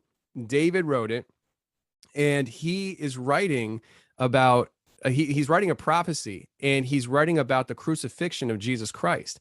And there's parallels where it's like Jesus said things on the cross that came from that exact scripture, and he's detailing things that of this crucifixion. The thing is, and I actually looked at this, like I actually looked into this. I don't have the dates in front of me and stuff, but literally there's no possible way that David writing that Psalm 22 should be possible, because crucifixion hadn't been invented yet. Crucifixion, the earliest known crucifixion we know is King Darius, where King Darius, he crucified 3,000 political enemies. And that was at a minimum of like 90 years before the last Psalm was possibly written. Like the Psalms is, tons of different poetics and stuff. And like, just because it's Psalm 22 doesn't mean it was written before Psalm 50, but what we know is that I think it's like from 1400 BC to like 550 BC, the Psalms were written, but crucifixions weren't invented till like 400 BC. It's like that shouldn't be possible, and yet it is. And when that's what I like about the stuff is I look into that kind of stuff. I'm like, okay, I believe on a spiritual level. I've made a conscious decision. I believe in my heart, all this stuff, but it's really cool to dive into some things and find some world applications to put into my belief. Like when you look at the history or historians of that time, they talk, like people will say, well, how do I even know Jesus Christ existed? Well, do you trust history? Most people generally a sense of trust in history. Like you want to know history and you look into history. Well, not me. I don't believe shit from history anymore. Okay, well, let me just tell you. before, well, I can't even say before. There's ancient historians that wrote about Jesus Christ. They weren't Christians. Like they were just writing about what was happening in this time. And they would write things like about Jesus, how he had a following, and they called him the Christians. Like it was a mockery term, like I mentioned earlier. And the one guy, I forget his name, this weird funky name, but he said that Jesus performed sorcery. And I'm just like, that's cool. Because here's a guy who isn't a Christian, isn't a Christ follower. He's just a historian. And he's writing about the things that the Bible says Jesus did, only he's saying it's sorcery because he's not a Christian. So he's not going to believe it was a miracle powered by God. And I'm just like, things like that. I'm just like, oh, that's cool. Like, I just think it's kind of cool, So I don't know how I got on that, but. Hey, we never know how we get on anything. You're up, Tag, you're it. So how does that work in like magic and sorcery and all that kind of stuff? Because there's a whole lot of people that think it's the same thing, and not the same thing as in, you think black magic or something like that, where somebody's like hexing somebody or, But that could be what demons drinking do too. blood There's so some that somebody special dies or, whatever. sounds you can make or things you can use that we don't know about as little tiny humans. But I We think don't have most that of it comes knowledge. back to intent. Like we've talked to so many people. I've read so many books on this. I think it comes down to intent. And I mean, Jesus aside, if he was the Son of God, then he would just have an innate, ability to do that. But there's a lot of people, human people, not half God, just human, that think that this stuff works. And there's enough evidence to show that it does to some extent, and whether it's placebo or not. But it makes me think it's intense. So there's like spells you can Google. It's stupid, but you can Google like spells for money or whatever, and they're like, use a green candle and burn this incense and blah blah blah. I don't think that's near as important as your intent behind it. And I think what you're doing is a form of magic because you had the intent to do this. You had this entrepreneurial drive to be like, you know what? I'm tired. I'm just gonna go do this, and not to downplay your own motivation to do it, but it's a form of magic. Like you did certain things in a certain way with a certain intent of what you were doing, and look what happened. Yeah, it's so crazy you freaking say that because I used that example in my forums on my website this week. It just came to my head, and all of a sudden you're doing. There's some freaky stuff happening right now. There's several times now you guys have said stuff that I'm like, Synchronicities, man. Yeah, hey. I was gonna say that. Let me see if I can find it real quick. I probably can't, but yeah, I'm definitely not gonna be able to. But yeah. So magic. So I think, well, one, I know it's real. And well, I can't say I know as in like I know because I've seen it or I've done it, but have I seen it? Maybe. No, I haven't. I don't think I have. Every time Biden talks, it's pure magic. Yeah. Just verbal fireballs shooting out of his chest. But the way I view it is, again, going back to the book of Enoch, that goes into so much more detail. And it talks about how the fallen angels taught man how to do things they weren't meant to know how to do. And that was passed on. And enchantments and summoning of spirits, necromancy, all that stuff was part of the deal. And they taught them that. And so I do believe it's possible. I don't think it's fake. I think there are real witches. I know there are real witches out there. I've talked to them. I know them. I've been in their Most are charlatans, but there's some real ones. Straight up, bro. Like I was in this one dude's home, straight up satanic, like to the max. And I was there for 3 hours. It was a trip, man. It was a freaking trip. Like I had some crazy experiences there, but I think he was trying to kill me, to be honest with you. It was nuts. It was nuts. I think it's episode 41 of my show. If people want to, I don't want to go into it. It's such a long story, but basically this guy lured me to his house and, okay, I'll talk a little bit about That's it. creepy in itself. Yeah, I want to hear it. Like, I'll give you the bridge version. So when I was driving truck, I would listen, I'm the kind of person, I'm going to talk about whatever I want to talk about. I don't really care about how you feel about stuff. And so like, I'm going to say what I want. And so I'm getting this one place I used to deliver to a lot, the receiver I got to know. And we were just talking, having conversation, and he had a spectacular life story. I was like, man, this guy needs to have a book or a movie or something. And it got to a point in his story where he was like, the story kind of came to an end. It's like up to current times. And I said to him, well, what's next? Because it seemed kind of depressing. It seemed kind of like, you're not in a good spot right now, are you? And I said, well, so what's next what's the next chapter? And he goes, I'm probably going to blow my brains out. And he not smiling, not laughing, just straight up looking me right in the eyes. And so Christian Tony, I'm like, bro, you don't want to do that. God's got plans for your life, man. Like you don't want to kill yourself. And when I said that, like I could tell like something clicked in his head, and he just kind of looked at me different, and he started asking me questions about God. And I'm just like, in my head, this is before I was a podcaster, it's before I really dove into the paranormal and all the stuff I do now. And I'm like, oh, this guy's interested and curious about Jesus. Cool. And so like I'm answering his questions, and he winds up following me out to my truck, talking to me. And I'm like, I gotta go. And so I said, man, I gotta go. And he's like, can we meet sometime to talk more about God? I'm like, yeah, like, okay, we can do that. And so we scheduled for that Saturday at his house. I'd go and sit down and talk about God. Like I was like, I can do that. Not a problem. And, that week leading up to it, this is the Pentecostal side of me. I apologize for anybody who gets offended, but I felt God speaking to me. I felt the Holy Spirit speaking to me, like my spirit, and like preparing me for some kind of like dark spiritual battle. And I'm like, this doesn't make sense. Like, this dude's cool. Like, I like this dude. And like, he wants to know more about you, God. What are you doing?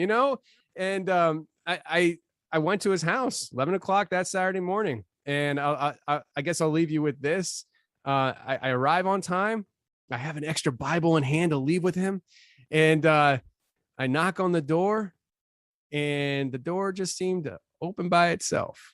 And I peer into the house, and it's completely pitch black. And I'm like, hello.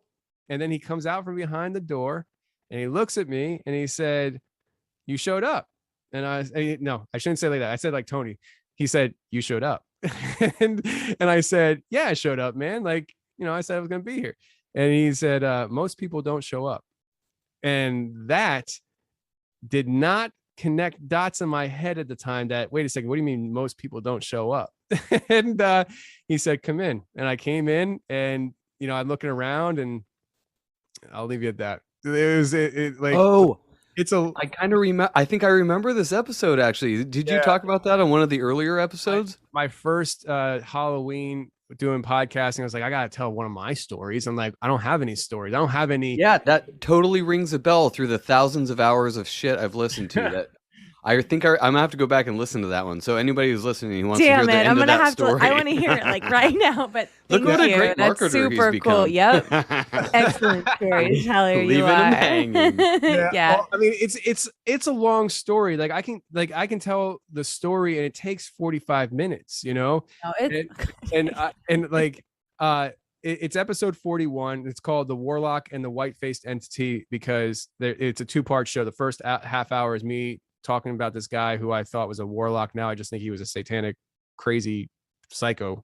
And then the second half is this guy with the white-faced entity. But episode 41. And you'll hear the difference. Holy crap. So recently I've been trying to upload my shows to ScrewTube, and because they finally monetized me after 4 years, and I was like, wow, all right, well, I'll take the communist money if I can take it, like fine.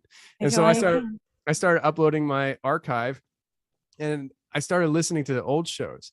And so I did this thing where I listened to the very first episode, and then I listened to 100, then 200, then 300 to hear the progression.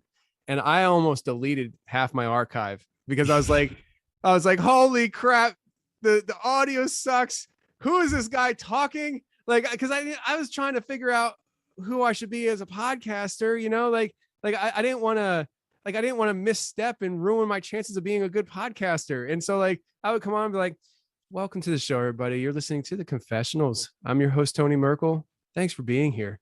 And just this gentle, I think that's why people think they can walk on me. But eventually I was just like, this isn't me though, and I was just like, I'm just going to be me. And that's when I started practicing my show intro in my truck. I'm driving down the highway. I'm like, welcome to the show, everybody. You're listening to the Confessionals. I'm your host, Tony Merkel. and I would get it down and stuff. But the show progressively became more of me, where I got more relaxed behind a microphone, and I just felt more comfortable. And what it was? One of you guys mentioned earlier about, worrying about what people think of you and accepting it, being accepted. That was me in the beginning of the show. My whole life I've struggled with that. I still struggle with it. But when I was growing up, nobody wanted to be my friend. I was picked on. I grew up in rural Pennsylvania in a huge trailer park with a bunch of white trashy people. That's just truth. Okay. And I'm not saying people in trailer parks are trashy white people. I'm just saying the people that I was with, that I grew up with, were trash. They were that stereotype of trailer park trash. And you don't have to say it. I'll say it for you. I don't give a shit. We know exactly who you're talking about. I spent my entire childhood in this neighborhood, and it was hell for me. Because I'm Puerto Rican, I was the darkest kid by far in the neighborhood, and I was beat on it all the time. Nobody wanted to hang out with me. And when my ninth grade year starting high school, my parents my dad got a job driving truck at a good company, could afford to move out of the neighborhood. We moved into an old house in another school district. But after spending my entire childhood in this neighborhood, it played such mind games on me. I didn't know. I don't know how to make friends. That's another thing with me as an adult. I'm 36 years old. I don't know how to make friends. I can be friendly with people, but to hold a long-term friend relationship with somebody, I literally don't know how to do, because I've never had the opportunity to do it in my development years of socialization. And so when I go to high school at this new school district, I'm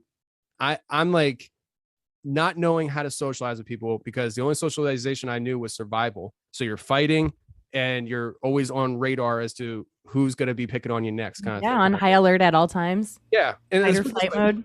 I had such a psychological, my brain was so messed up that my ninth grade year, more often than not, I was trying to wear black clothing, long sleeve black clothing, And it wasn't because I was goth. It was because I thought that if I wore more black, I would look lighter and I wouldn't be made fun of as much. And I maybe would look more white. And so like, I mean, That's clever though to think about the skin color contrast with black clothing. So here's the other side of that. I was so worried about that I failed every class my 9th grade years. And so I wound up taking, because I was so worried about the social life that I didn't worry about the academics. And so I failed ninth Still grade. graduated at 17. Yeah, because the next year I took 9th grade and 10th grade at the same time. So I doubled up on everything to catch up. And Good. so That's awesome. So when I graduated high school, I graduated and I got an award for the most improved GPA. It's not because my GPA was great. It's because you can go really far when you go from 0. And so I most improved player award for school. Yeah, like I went from having a 0 GPA my 9th grade year to having like a 2.0 my senior year. And they're like, that's amazing. I'm like, it's because I started at 0. Like I had to take 9th grade and 10th grade at the same time, So Oh my God. But anyways, and again, I went down a rabbit hole. I don't remember how I got on it, but No, that's okay. We never do. You're talking about being social and how it just so we moved to that new school district and I didn't know how to socialize because of what I came from. And so throughout high school, I was the kid. I don't think I've ever been in a fight in high school. Nobody messed with me. But I was friendly with just about everybody, but I didn't have any friends. I wasn't the guy that went and hung out with people after school. After school, I'm going home. There was kids on the street that I lived in. We played basketball. We would hang out and stuff, but it wasn't like a brotherhood. And so I've never learned that stuff. And I have a really hard time letting people close to me to this day. I mean, me and my wife, we've been together since we were 18 years old. So it's half my life, 18 years. And like, she's my best friend. Like I literally, outside of that, I think my longest friendship outside of family is like, I don't know, 5 years, if that. Like Sounds about right. Yeah, like I don't know. But yeah, I don't know how I got on that either. But I don't care. I don't care if I'm taking the show because it's your show. So. No, it's Oh, okay. no. We had It's you all on. good. We want to hear your story. Yeah, I just wanted to talk to you. We saw you on Union of the Unwanted a couple months ago, and I just had some dumb Bigfoot question. I've talked about with. it was on the cryptids one, right? Yeah, with Ricky. I was like, we had Ricky on a couple weeks ago too, and I'm like, dude, those shows are fun, and I love listening to them, but it's so hard to get a word in when there's 50,000 people on the screen. So we just kind of sat there like kids, just like listening to everybody. But There were yeah, some after people that it were- reminded me that I was like, oh, I got to get Tony on. Like I've listened to that guy forever. We got to get him on. Yeah, Joe got me into your show like 2 years ago, maybe. It was a while. I had actually messaged you on Facebook like right after I found your show and was asking you about, and we can close out on this too, but I was asking you about what you thought about the whole thing. I've never got a straight answer on this. The whole thing with after Noah got off the ark and it was just him and his family, how did they repopulate the earth without incest, which is expressly forbidden in the Bible? Did they just say, just this one time, it's okay if you fuck your sisters and your mothers and everything? I don't know. Probably incest. I don't know. I don't know how that worked. And I kind of, you can throw that in the same category as the Nephilim. How'd they survive the flood too? I mean, if the flood was supposed to knock out everything in the Bible, or not the Bible, in the world, and it's just the people on that boat. I mean, why is Numbers 13:33 saying there's giants in the land? Like that's way post flood. But where did these giants come from? Where did Goliath come from? Like Goliath. Did they come down again? Like, was there more Nephilim that came down and we just weren't told because it wasn't relevant for some reason? Maybe I don't know. Because that's another thing is that people want to like your Christians sometimes will say like, if it's not in the Bible, I don't believe it. I'm like, you shouldn't think the Bible is a complete historical record. Like, yeah. There's a lot of things that aren't in the Bible that are true. Like, so when it comes to that stuff, I wonder, did it not make the Bible? Like did somebody just not write it down? Did it get lost? There's a lot of questions with that kind of stuff with me. And that's, Did it go the way of the Book of Enoch and they just decided not to put it in there? Yeah, maybe. And maybe it's just lost in time. I just, with that kind of stuff, I guess that's where my faith comes in. I'm just like, listen, I I know what I believe when it comes to the roots of the foundational beliefs with Jesus. After that, I'm open for discussion. Like I'm open for discussion. And that's the thing. I just I think it's probably why I like looking into so much of like real world context that I can apply to the Bible to reaffirm my own belief, like I was talking about earlier, because there are a lot of questions, and I like looking for answers on those things. And I don't think I'm going to find them all the time. I don't think I'm ever going to answer all the questions, but I think that I will be able to, at least reaffirm my own faith through education and understanding. Like for me, like one of the things that was it's kind of misperception all over the place, but it was for me as well. Where it's like, I had a hard time at one point in my life, because I've been on an up and down roller coaster most of my life when it came to my personal belief. I don't think I actually became a Christian, like truly in my heart. Like I said it, but in my heart until I was in my late 20s. And I was struggling with this idea of, how do we know the Bible is accurate? We have all these translations, and how do we know? And I think most people, like I did, really look at it in the sense of, you have, like, let's say the King James, and then there's the New King James, and then there's this, and then all the way down to the NIV and all this stuff. And you, at least I did, assumed that, the New King James was translated from the King James. And it's like this whisper down the alley effect. It wasn't until later that I realized and learned that we actually have the actual manuscripts of the Bible, and every translation of the Bible is translated from the manuscripts, not another translation. So it's not a matter of a domino effect. It's literally a translation from the manuscript written in another grammatical whatever, like vernacular, I guess maybe that's the word I'm looking for. Like, you know what I mean? Like, because like when I read the King James, I'm like, ye what? Like I'm like I don't get it. But when I read like the NIV or the ESV, I understand it more. There are certain differences with translations when it comes to certain, when you really look into it, like the root words and stuff, because Hebrew, Greek, Arabic, especially Hebrew, there's words that can have many different meanings, and it's left up to the interpreter. So there's little things, but those different words, at least is what I've seen, don't affect the overall message of truth. And there's some people that would disagree, because they'll break it down so far where they're like, no, this said in, not on, like the Nephilim, or the giants. I think that was a good example where they were like, there were giants in the earth at that time.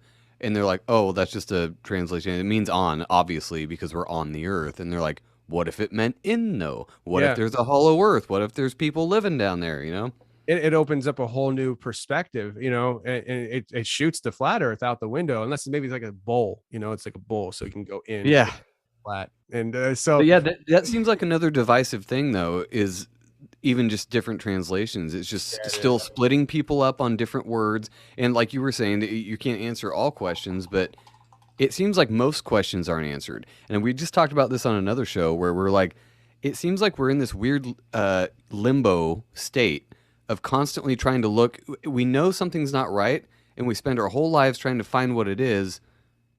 And that sounds like purgatory to me. It sounds like it almost sounds like a lower or a higher level of hell, where we're all living in this weird spot where we're like, we don't really know what's going on. We're trying to find it, and it kind of tortures your brain all day because you're trying to find all this information on, and you never really quite. It's like that distant ship on the horizon. You can kind of see it, but you can't make it out, and you're just like, it drives you nuts, and then you die. Yeah, it's perfect. like so, and the thing is, for me, is like I'm the kind of person that I try to look at, like, I don't know, I just the way I think. I don't really care. Like I'm very satisfied, not satisfied, but content maybe is the word to use. Understanding and knowing that when I die, I'm not going to have the answers to certain things that I really wanted to have answers to, whether it's trivial things like what is Bigfoot, to other things like why were there Nephilim in the land after the flood. I'm just like, I don't think I'm going to get all the answers, but I guess I find joy in the pursuit of those answers, whether I get them or not. I get little pieces here, little pieces there, like, and it just keeps me going. For me, it's fun. I guess when you have the perspective of, we're all doomed and there's no fixing this mess to begin with, and you find happiness in the little things. You're just like, oh. No, I agree. That's why we love doing this stuff, is because it's just fun. It's just fun to toss around weird ideas. Like, I'm pretty black-pilled too, so I completely understand your perspective. I'm just like, all right, I think we're going to be running through the woods someday, like fending for our lives. Eventually it will end in death, but I'm going to try to hide in a hole in the mountain for as long as I can. Like, Right. I'll fight, but I know it's going to be like, my children. Like, I know it's going to be some sort of crazy dystopian, horrible movie that I watched when I was a child and was like, I dream of this shit. And Joe's all like, the time. why do All you the time. dream like this? And I'm like, I think it's going to happen, man. Like, I think it's coming. That's why I think it's weird to me that not more people are totally black-pilled, because it's like, here are two certainties. You're alive right now, and someday you're not going to be alive. So it's going to happen at some point. So it's kind of up to you to write the script, Like, what are you going to do in between here and now? I'm going to fight to survive, like, till I die. But I ultimately don't think that, like, all of these people who are like, fuck the masks, vaccines are stupid. I don't think like that's going to win. I wish it would so bad, because it for sure makes the most sense. Like, it's very clearly a narrative. They're laying blanketing over everyone, and everyone's like, oh yes, vaccines are so great. And like, that's always one, unfortunately. Yeah. Stupidity is always one. I have no hope. I told my wife Lindsay that because being a parent, and you guys are being parents, and especially young kids like I have. I mean, my son's gonna be turning 4 in December. My daughter just turned 1 last week, and so it's like I'm in raise my children, mold their personality, all that stuff, and like teaching mode, right? And we hear people talk about, what if they start trying to force the vaccination on us. And, I just try to tell people, like, you got to read the tea leaves. You got to be aware and alert and understand what's coming before it gets there. You should, if you get caught with your pants down, more than likely, and they're knocking on your door with a little jabby there to jab you, you weren't paying attention. And yeah. Yep. You need to be ready. I know when to run in you gotta advance. have a contingency plan. You have to start planning ahead as to what you're going to do. And you don't need to have billions of dollars. Just know, hey, dear, if we get sense that they're going to be doing this, we're loading the kids in the truck and we're driving west or east until we hit South Dakota, and it's just something. But I've said this to you so many times. I'm sorry. I've said this to Joe, and he's like, no, like. No, I have a bug out bag. I don't care. I could live in the woods. I could live in the woods for a week. We're at least. Drive east, because we're all the way on the west right now. So I'm like, we'll drive just east. Who cares? We can hide in the mountains. No one will find us. No, we're actually very prepared as far as most people go. I could literally, if I were to like board up the walls in my house, we could live here pretty easily. Yeah, we could. Nope. Okay, we we'd live have to in drive city limits. and run away. Hell no. We would absolutely have to run away. So let me hear. This is gonna be some marriage counseling now. So let me tell me what you think. We'll find some common ground here. But no, I mean, so I told my wife, we're running. We're rolling if we have to, and she's on board. Especially since I just found out from this hurricane, I have damage on my house today. It pissed me off. Shit. Like water damage that I didn't know, because I'm in the basement right now. We were good, but I have a what do they call it? A crawl space that's like the size of my living room across from here, and it has a dirt floor. It's not cement, and apparently the water came up like 12, 16 inches, and it was like a pool in there. I didn't know it. That's a lot. The water drained out, but all my pictures are damaged and all that stuff, and I got mold going in there. And I just saw my dining room. It rained last night, and there's this watermark going down my window, the underneath the window. I'm like, that wasn't there when we came home Oh, after no. the storm. And I'm like, oh crap. Anyways, we're running because we hate the house. But we're leaving. But here's the thing. So if they show up at your door, though, whether they caught you off guard or whatever, there are so many people who are saying things like, well, I got guns and I'm gonna shoot them. And it's like, okay, they're not showing up with a doctor and a notepad. They're showing up with officers who are trained with guns. You can try fighting that fight, but you're gonna lose. You are gonna lose. And even if you get all three of those cops, more are coming. Like, you will lose that fight. And you might be okay with that. If you don't have kids, you might be okay with that. But if you got kids, You lose that fight. Yeah, you don't answer the door. yeah, like you got to have Come back with a warrant. Like, You got to know where your back window is. Don't answer the door. Jump out of it. Look around first. Look out your other windows. Make sure there's no one looking, and run. And all they hear is, skirt, you know, like It's like, bitch, I'm out of here. so imagine where you actually play through that scenario in real life, and you die, like you die, and then the state raises your children, and they brainwash your children, and in a few short years, your children will barely remember you, and the thought of you will be, yeah, my parents were terrorists and they killed themselves. Like, that's what's going to happen. So it would behoove everybody who especially has children they're raising to have a contingency plan and not let it get to the point where you do something like that. Because, like, I'm just trying to tell people, I know there's an emotion there, and you want to say, well, I gotta do this. Okay, get it out of your system. Now let's think about another plan. Because, like, if you don't got kids, whether they're all grown or you just don't have kids and you want to do it, whatever. But I'm going to die on that hill. That's cool. yeah, like, if you got kids, like you don't want them being raised by the state. That's the whole problem here, right? You were talking about the kids in the schools and stuff. Like, I've always been planning on raising my kids with homeschooling because I don't trust people. It's partly because of my childhood growing up, but I just don't trust people. And the school district that we are in, when we bought this house 5 years ago, I read an article saying that the previous 10 years, so like now 15-year time span, they had 4 teachers caught having sex with students. And I'm like, that's a lot. That's not a teacher problem. That's a culture problem in the school district.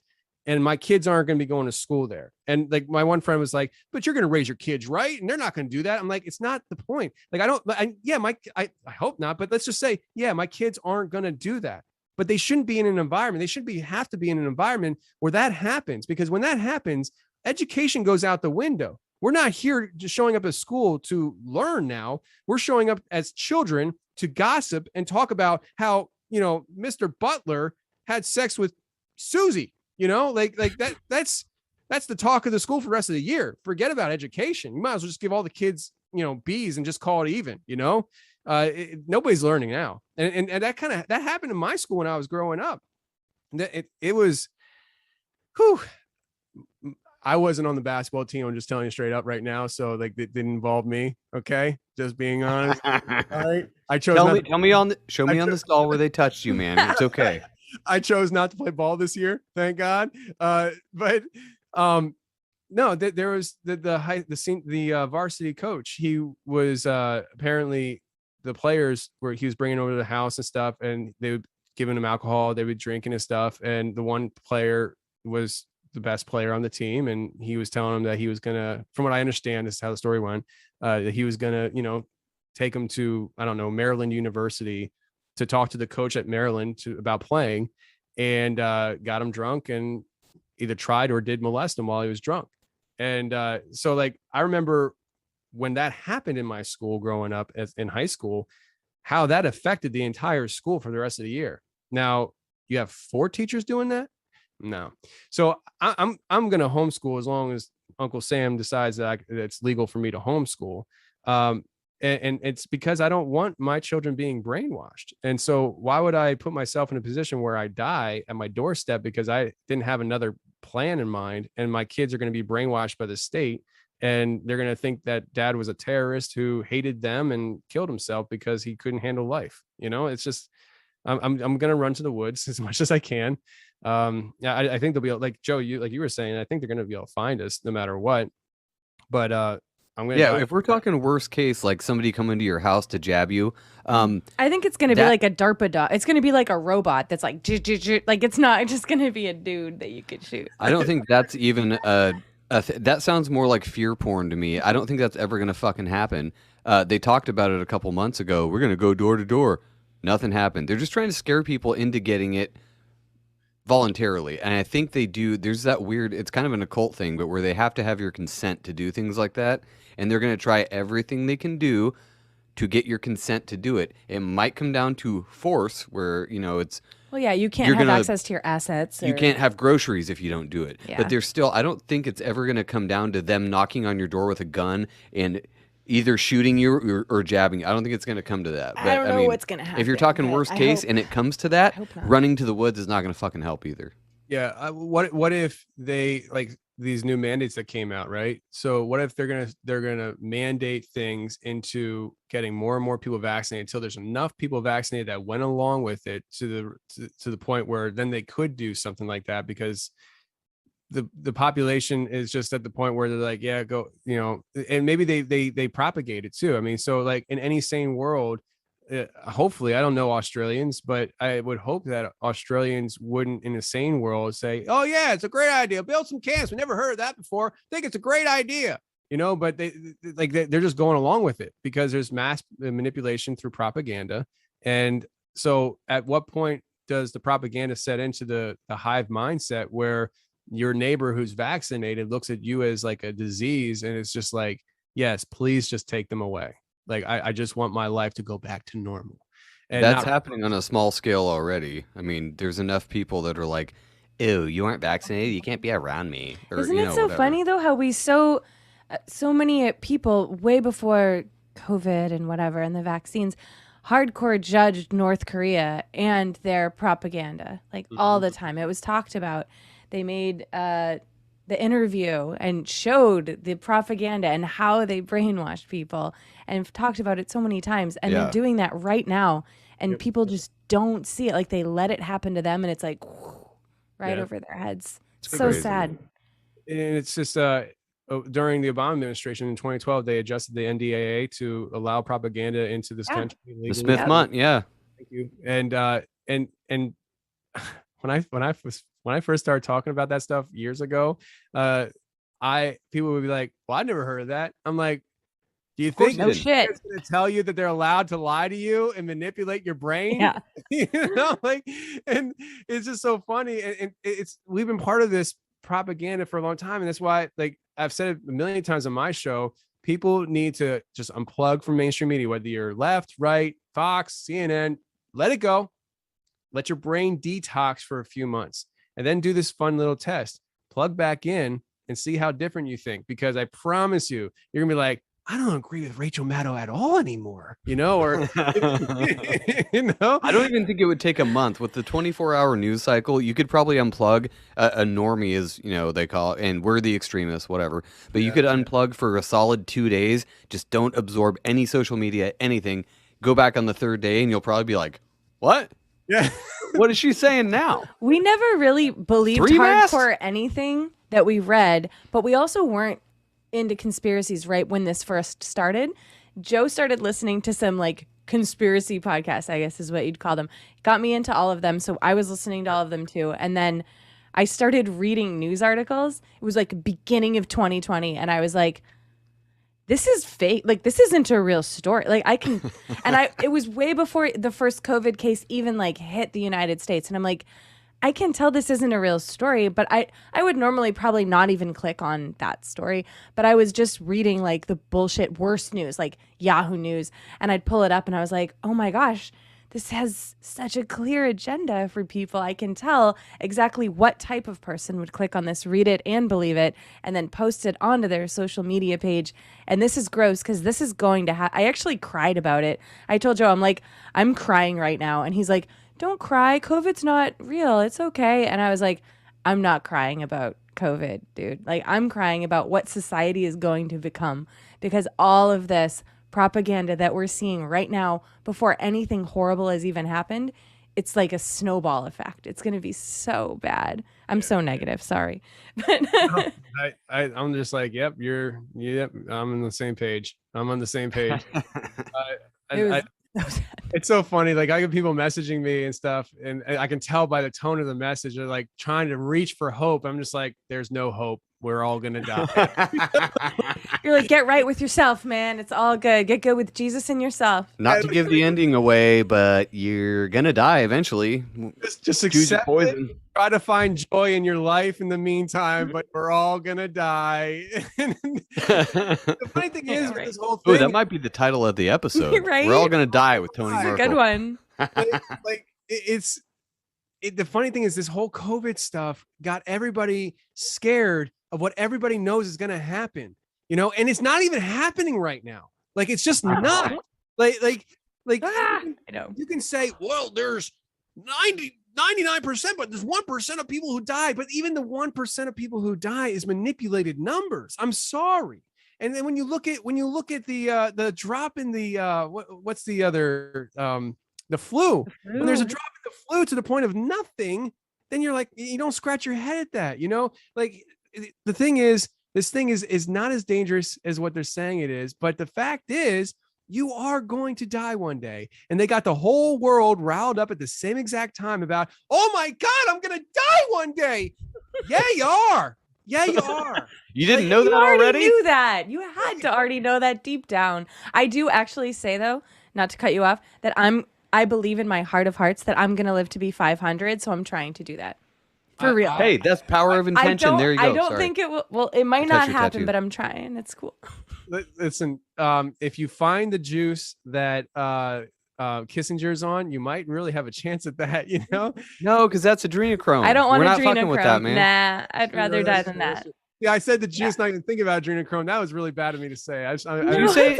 Did you say find the Jews that Kissinger is on? Jesus, man. I know. Here we go again. Who just died recently? I forget. Somebody just died recently. I was like, oh, finally. Prince Willie or something. Whoa. Maybe it was him. I don't know. One of the lizards. I don't remember. I can't remember which one it was. Was The it- old one. Yeah, like, I get so sad thinking about how, like, the old guy down the street that's, let's just say he's 56 years old and he has a heart attack and dies. And he was a guy that would walk around the neighborhood shoveling everybody's snow out. And, hey, I saw you had a leaky roof. Do you need help with that, friend? Oh, yeah, sure. I can go pick up your groceries for you. That guy, he dies at 56. But these freaking lunatics running the world, they'll never freaking die. Like, they just keep ruining our lives. Like, They've got the money for whatever they're sucking on to continue fucking with everybody else. It's crazy. yeah, they were like 60 years old when I was born. Like, it's just like, would you just go away? Please just die. Stop ruining my life, man. I honestly wish we could like have a time machine and just go back to like 9/10/2001. Like there was conspiracies. Yeah. The world was weird and jacked up, but we just didn't know about it. Like 9/11, and we're doing this 2 days before 9/11 that we're recording this, the 20th anniversary. But like that, when that happened, like that was just a transition, man. Like we transitioned into a whole new world, and from that point on, it just snowballed to the point now where like seriously, I was just thinking about it today. I have a 3-year-old and a 1-year-old, and I'm gonna have to teach them that once upon a time we didn't worry about terrorism in this world. I'm gonna have to teach them that the date of 9/11 like literally changed the world forever. Like it just, whether you believe whatever you want to believe about 9/11, that day changed everything for us. Whether it was an inside job, if it wasn't an inside job, whatever, lasers shooting. It was an inside job. Yeah, of course it was. But like we oh man, you guys have got me going in the bag today. But no, it's great. This is fun. I listen. I like talking when I don't have to produce anything. I could just talk. It's great. I know it's so much Do easier. you want to produce right? our show? No, I'm just kidding. I'll just tell you straight out. No, Actually, Joe does a really good job. Joe did what you were talking about. He figured it all out himself. Like we've listened to our first episodes and we're like, ooh, that sounds a little rough. I was thinking of deleting the whole first season. I know, but I want people like to see your I don't know. The progression, Yeah, the story. they like to see how you progress throughout your and there was little some funny existence in stuff. the Like, podcast world. some of our first episodes, we just had no idea what we where were we doing. just freeze and and we would sound just like be robots sometimes. Like it's kind of Whatever. funny. People appreciate that. I'll tell you, I started telling this story recently because I guess I just never really thought about telling it beforehand. Hang on a second, my microphone's weird. I don't know what's going on. I have to fix that later. So when I had my first episode, like I had a general idea because I messed with audio production in college where I was recording guys on the, but you can hide a lot with music. So like if you have, unwanted noise, just, touch the music up a little bit and, it's all, you can mess with it. Podcasting, it's just vocals, and people aren't tuning in to hear a soundtrack typically play underneath my vocals to hide the faults with my vocals. And so that would be hilarious. Just play music every time you don't want something heard. Like elevator music, but we're just a steady white noise. Yeah, right. Perfect. Right. Like that's what I sleep to because I got used to it with the kids. So now I need a white noise sound machine in my room now. We just have a giant ass fan that blows air all over the It's white place. It noise, knocks same me deal. out. It's great. Yeah. So remind me to tell you my YouTube channel idea one day. But I my first episode, I had that M Audio, the M Audio Nova that I was talking about earlier that I had from college, and I'm like, the reverb in this room is crazy. I'm broke. I don't have any foam padding and all this stuff. I didn't know what the heck I was gonna do, and so I was like, I think I got it figured out, and I freaking got a box. This is so stupid. Like even thinking about it now, I'm like, how did I think this would work? I got a Put it freaking around your mic. and I put my mic in the box, and the box is sitting on my table, and the box is like this high, so it's like below me. So I'm down here talking into a box with my microphone in it. Oh my God. What episode was that? I want to hear that one. The first episode, Okay. The interview was recorded like that. Now with my wife, because she was on that first episode, she did like some kind of story or something. 'Cause I was trying to figure out what the show was going to be. She did some kind of like reading of a story, and I played music and stuff, and she just talked into the mic, and it wasn't great as far as quality goes, but it was a lot better than the interview. Like the interview was just trash. And then I was trying to figure out how do I get my levels better and this, that, and the other. And just like, it was a learning process, but it's my first year, I promise you. And this is what I was saying you earlier about how I scare people away when I tell them, like, they're like, how to start a podcast. All right, I'll tell you, but I know you're not going to start it once I tell you what I did. Like I was obsessive over it. I would come home from work, and like I said, start work at 6 o'clock. I mean, I get up earlier. I'm at work punching in at 6, getting home at 6 to 8 o'clock at night, every night. And then I'd go upstairs and I'd be in this bedroom that I'm turning into a studio, trying to YouTube how to start a podcast. How can I fix this on my audio? Every little thing, networking, emailing people, all that stuff, until like 2, 3 o'clock in the morning. I'd go to bed, wake up at God knows when to go back to work. And that was my life for a year. I ran on like 3 or 4 hours of sleep. And I was just going all in on it. And people in my family and stuff, like, you're freaking nuts, dude. Like I'm not showing up to people's weddings because I got a podcast I gotta do. And they're like, what are you doing? Like, you're not making money. You're not guaranteed to ever make money with this. What are you doing? But I was like, I gotta try.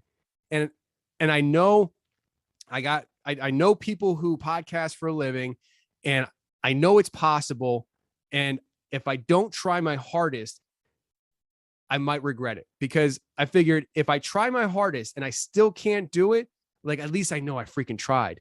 But dude, if I go to bed at night knowing that I didn't try my hardest and it never happens, that is going to be like, what if I would have tried harder? And so I was just psycho about it. And fortunately, I didn't have kids for my first year, so Lindsay just put up with it. By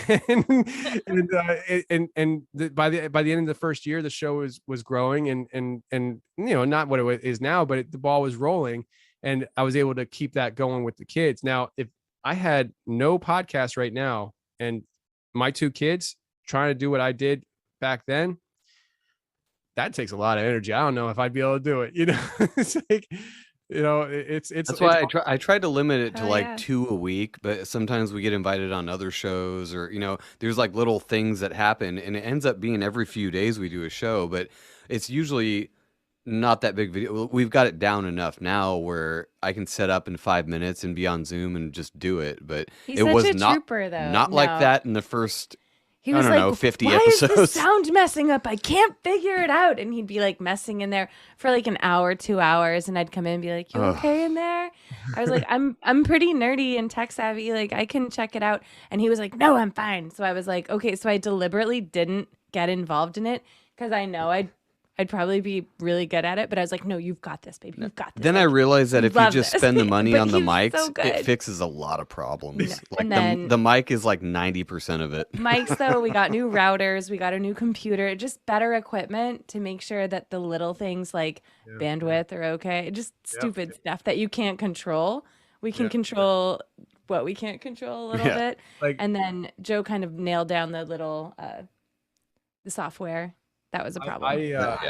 I started so I never really thought about the whole bandwidth stuff and Wi-Fi, all that stuff. And I'm like, why is the recording cutting out? Why does everybody have crappy internet connection? This is retarded. And and then I was like, I wonder if it's me. No, it can't be me. I'm in the Philadelphia area. I got the best internet of the best. Same And thing.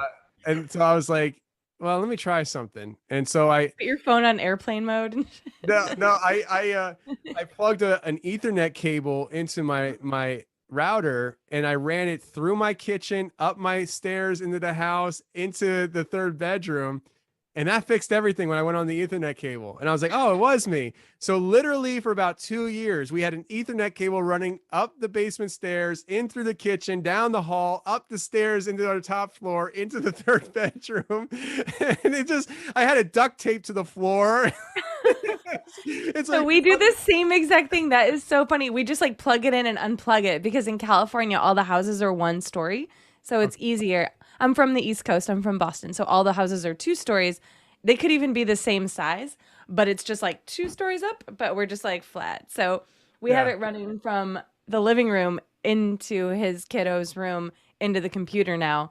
But we didn't do that before. We were just on Wi-Fi like idiots. We're like, oh, we can just, live stream on Wi-Fi. That's I got fine, right? internet. It's great. I got 4 Yeah. bars. We're like, why is our internet connection unstable? Like, we can play video games. Oh, right. Because we have like 7 people connected to this, and there's like also 17 devices. Yeah. And that's why There's so much. when recently I've been messing with YouTube and I started doing some live streams and people are like, you keep cutting out. I'm like, no, it's impossible. Your phone sucks. You're like, you keep cutting out. I'm in the Philly area and I'm on an Ethernet cable. I'm perfect. It's you. You're the problem. And then I found out through calling Comcast that apparently I didn't have the best internet they had to offer. And I was like, what do you mean? What do you mean there's different speeds that you offer? and so I doubled, I doubled my internet speed and it's been running pretty good. I do need a new computer. The one I have, I bought before I was a podcaster in 2013. It's a iMac desktop and it crashed on me about 3 years ago. I pulled the face off it, rebuilt the whole thing on the inside. Didn't know what I was doing. Watched a YouTube video, and Those are so helpful, though. yeah, I figured it out, and it's working. But the problem is, there's little glitches on it, and the major glitch is that I can't update to the latest operating system anymore. It's so old that it won't update. And so because I'm not on the You latest, didn't buy this from an Apple store. You didn't pay the money needed to get the update. So fuck you. And so like there's a video program that I use called Filmora. And I have Adobe, but I don't got the time to figure out Adobe. I know how to use Filmora. So I use Filmora. And Filmora keeps crashing on me. And I think it's because Filmora is like, what kind of weird computer? You say you're a Mac, but you're not a Mac, And so because I'm not on the latest operating system. And so it keeps crashing on me and it makes it really hard to edit video for myself. When I started this YouTube show on the Confessionals channel called Legion of Legends, where I go out hunting for the legends we've heard about on the show for years. And right now, before I called you guys, when I was editing, me and my brother went to an old World War II prisoner of war camp in the middle of the woods. And it's where they interrogated Nazis and Japanese soldiers. And we spent the night there. And we went there for the whole spooky ghost angle because Nazis, like, people don't realize that almost every state had POW camps, but not every state had interrogation camps like this one. And in the interrogation camps, Nazis would kill Nazis because some Nazis were talking too much. And so like there was like Nazi on Nazi death crime going on in these places. And so we go there and I'm filming with my camera, which is like, I was using the Sony here. And then my brother was using this Panasonic, and this is the night vision. And so I'm using two different cameras, both shoot 4K. And I have hours of footage, and I'm using Filmora, which keeps crashing on me. And it, like, every time I make a cut and I adjust something, I get the spinning wheel and it just sits there for a second or two. And I'm like, golly, this is going to take forever to edit this and put it all together. And so, but I'm still holding out on the computer thing because Mac's doing weird things. I don't know how to use PC, by the way. I only know how to use Mac. So like, it's not even an option to switch for me. But Get it. It's Mac, like going from iPhone to Android. You just can't. tried it once, never do it again. Okay. Like, It's like impossible. yeah. But Mac, because they're doing this M1 chip where they're getting rid of the old Intel chips, they're bringing in the M1 chip. They are taking some things off their store, and they're not updating certain things. So like they came out with this whole new Mac desktop, and it has a new M1 chip. It's a new design. Great, but their old designs still have the old chip in it. So you don't want to buy old technology. So you're kind of only left buying this one. And the one computer I want is the iMac Pro. They just got rid of. And apparently I'm hearing rumors they're going to come out with the new upgraded one soon. But right now it's not available. Knowing my luck, if I settle for something, that's when it's going to come out. And so I'm just holding out. And if 1 week I don't come out with any shows, it's because my computer died and I'm in the process of getting a new one, or I could use this laptop, but I hate using freaking laptop with the screen. Dude, I'll send you a picture later of my setup in here because we literally just use a laptop, and Really? the laptop, the native camera and everything. Like we invested in microphones, but I haven't quite got to the point of like, because we're in my son's room. Like we say this probably every show, but we're in my son's room with a green screen. Like that's how professional we are. But it's fun, and he thinks it looks cool, or so he says. So whatever, it Yeah. works kind of. I mean, Well, you he's can only here. podcast at night when you're They- sleeping. He's not here right now, so it's fine. Yeah, We're not like we're not keeping him podcasting up in on a front of school him. night. Yeah, so. no. I started with this computer, and I actually switched to a laptop for a little bit when this was broken. It was my brother's old laptop that I fixed just same way I fixed this one. But using the laptops, and also I don't like buying things if I don't feel like I need it, kind of thing. And so I typically buy the smallest screens possible because they're cheaper. and so it's like I'm looking at these like little tiny screen, and my eyes aren't great and stuff. But I'll tell you, I started with this monitor, and then I got a second monitor, and I was like, oh. And I was like, I wonder what this bad boy would look like with 3. And then I got a third monitor, and I'm just like, and I'm down here working one day, and I was like, I got this empty space on the wall right here. I'm like, maybe we put a monitor up there, and we can, I don't know. But I'm like crazy with the monitor thing now. Do I need it? No, but it does make the workflow a lot easier. Anyways. Yeah, we were talking about that too. I need to get at least a second, so I'm right on the verge of where you were, because I need a second one for all my back end stuff. Yeah. One for the Zoom so that we can see everybody nice and not get interrupted with my soundboard stupidity and all that stuff. But we'll get there at some point. Like you get that second monitor, and you're gonna see it'll take maybe a few times to get a workflow down and stuff. But once you get the hang of the fact that, oh snap, like I got this whole other monitor, so like then you find yourself like shrinking some windows to make like three things that you're using on one monitor. Then you have exactly this, and all of a sudden you're like, yeah, I'm the king of monitors. This is like now I I just brought up my soundboard and it covers half the screen, and I'm like, so I know I've told Joe this forever because I have two other monitors. I have a laptop and then two monitors on either side of that laptop at work. So I have 3 screens to work with every day. I'm like, baby, it would be so much easier if you just had like a whole. Sorry, I'm like having a coughing fit. But if you had It's a whole COVID. screen, no, it's not. It's allergies. Or it's the smoke from the major fires that are surrounding us right now. But if he had one screen that he could just direct for all of his soundboard energy, he could just have it pulled up all the time, and then have whatever other software, and then have right in the center your laptop with the camera on it. It would be perfect, and then you wouldn't have to mess with anything, and you could see everything. I know there's goals. I need more. I need better lighting. I need more foam pads. I need all that. So I don't even want to talk about this on the pod. We've had this conversation already. I'm like, it's not even that big. Don't of a worry, I'll deal. cut it out. No, I'm not gonna fucking cut it out. But we Oh my gosh, I'm you- sorry. I'm so okay. sorry. It's okay. we can end it though, No, there's dude. a lot of We've been talking for a while. So we live in Northern California. Have you heard of the Dixie Fire? I don't know where you live.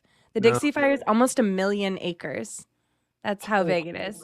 it's a And lot of California. It's really close to us. So the air quality is super low. And then there's also like 5 to 7 fires around that fire. And we live in the middle of that space. Why are you still in California, you guys? Like, I moved here on purpose. I'm from the East Coast. I'm from Boston. I moved all the way out here to be with Joe.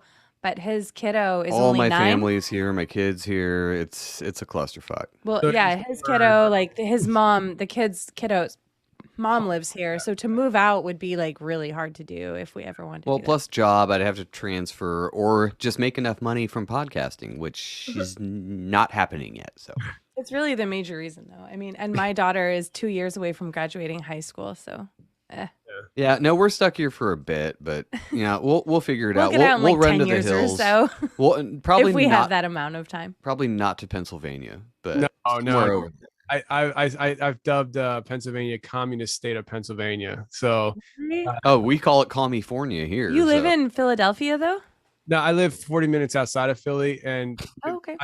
the county I live in has 1 million people in it, and it's 40 minutes away from Philly. So like Philly has 2 million people, but the surrounding area of Philly has millions of people, and it's like you have Pittsburgh and Philly, 2 major cities, and that swings the whole state. The rest of the state is red, conservative, rural, but It's like New York.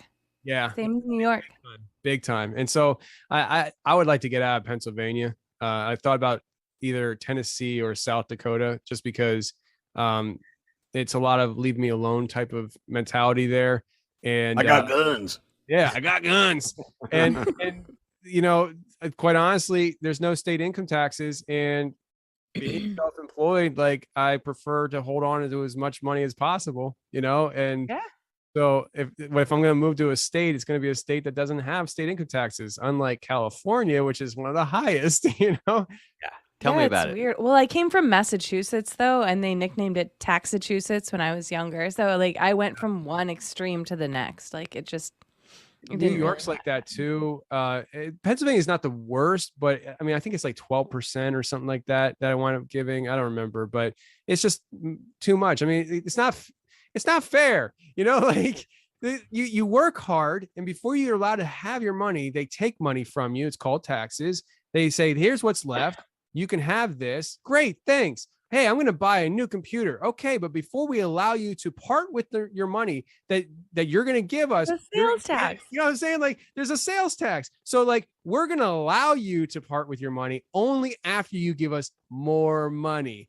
Get out of here! if it's over $600, we're gonna ask you where it came from. Yeah. What is you where it's buy. going. We want to see the receipt. So what we were talking about earlier, one of you were talking about something. It might have been Jen.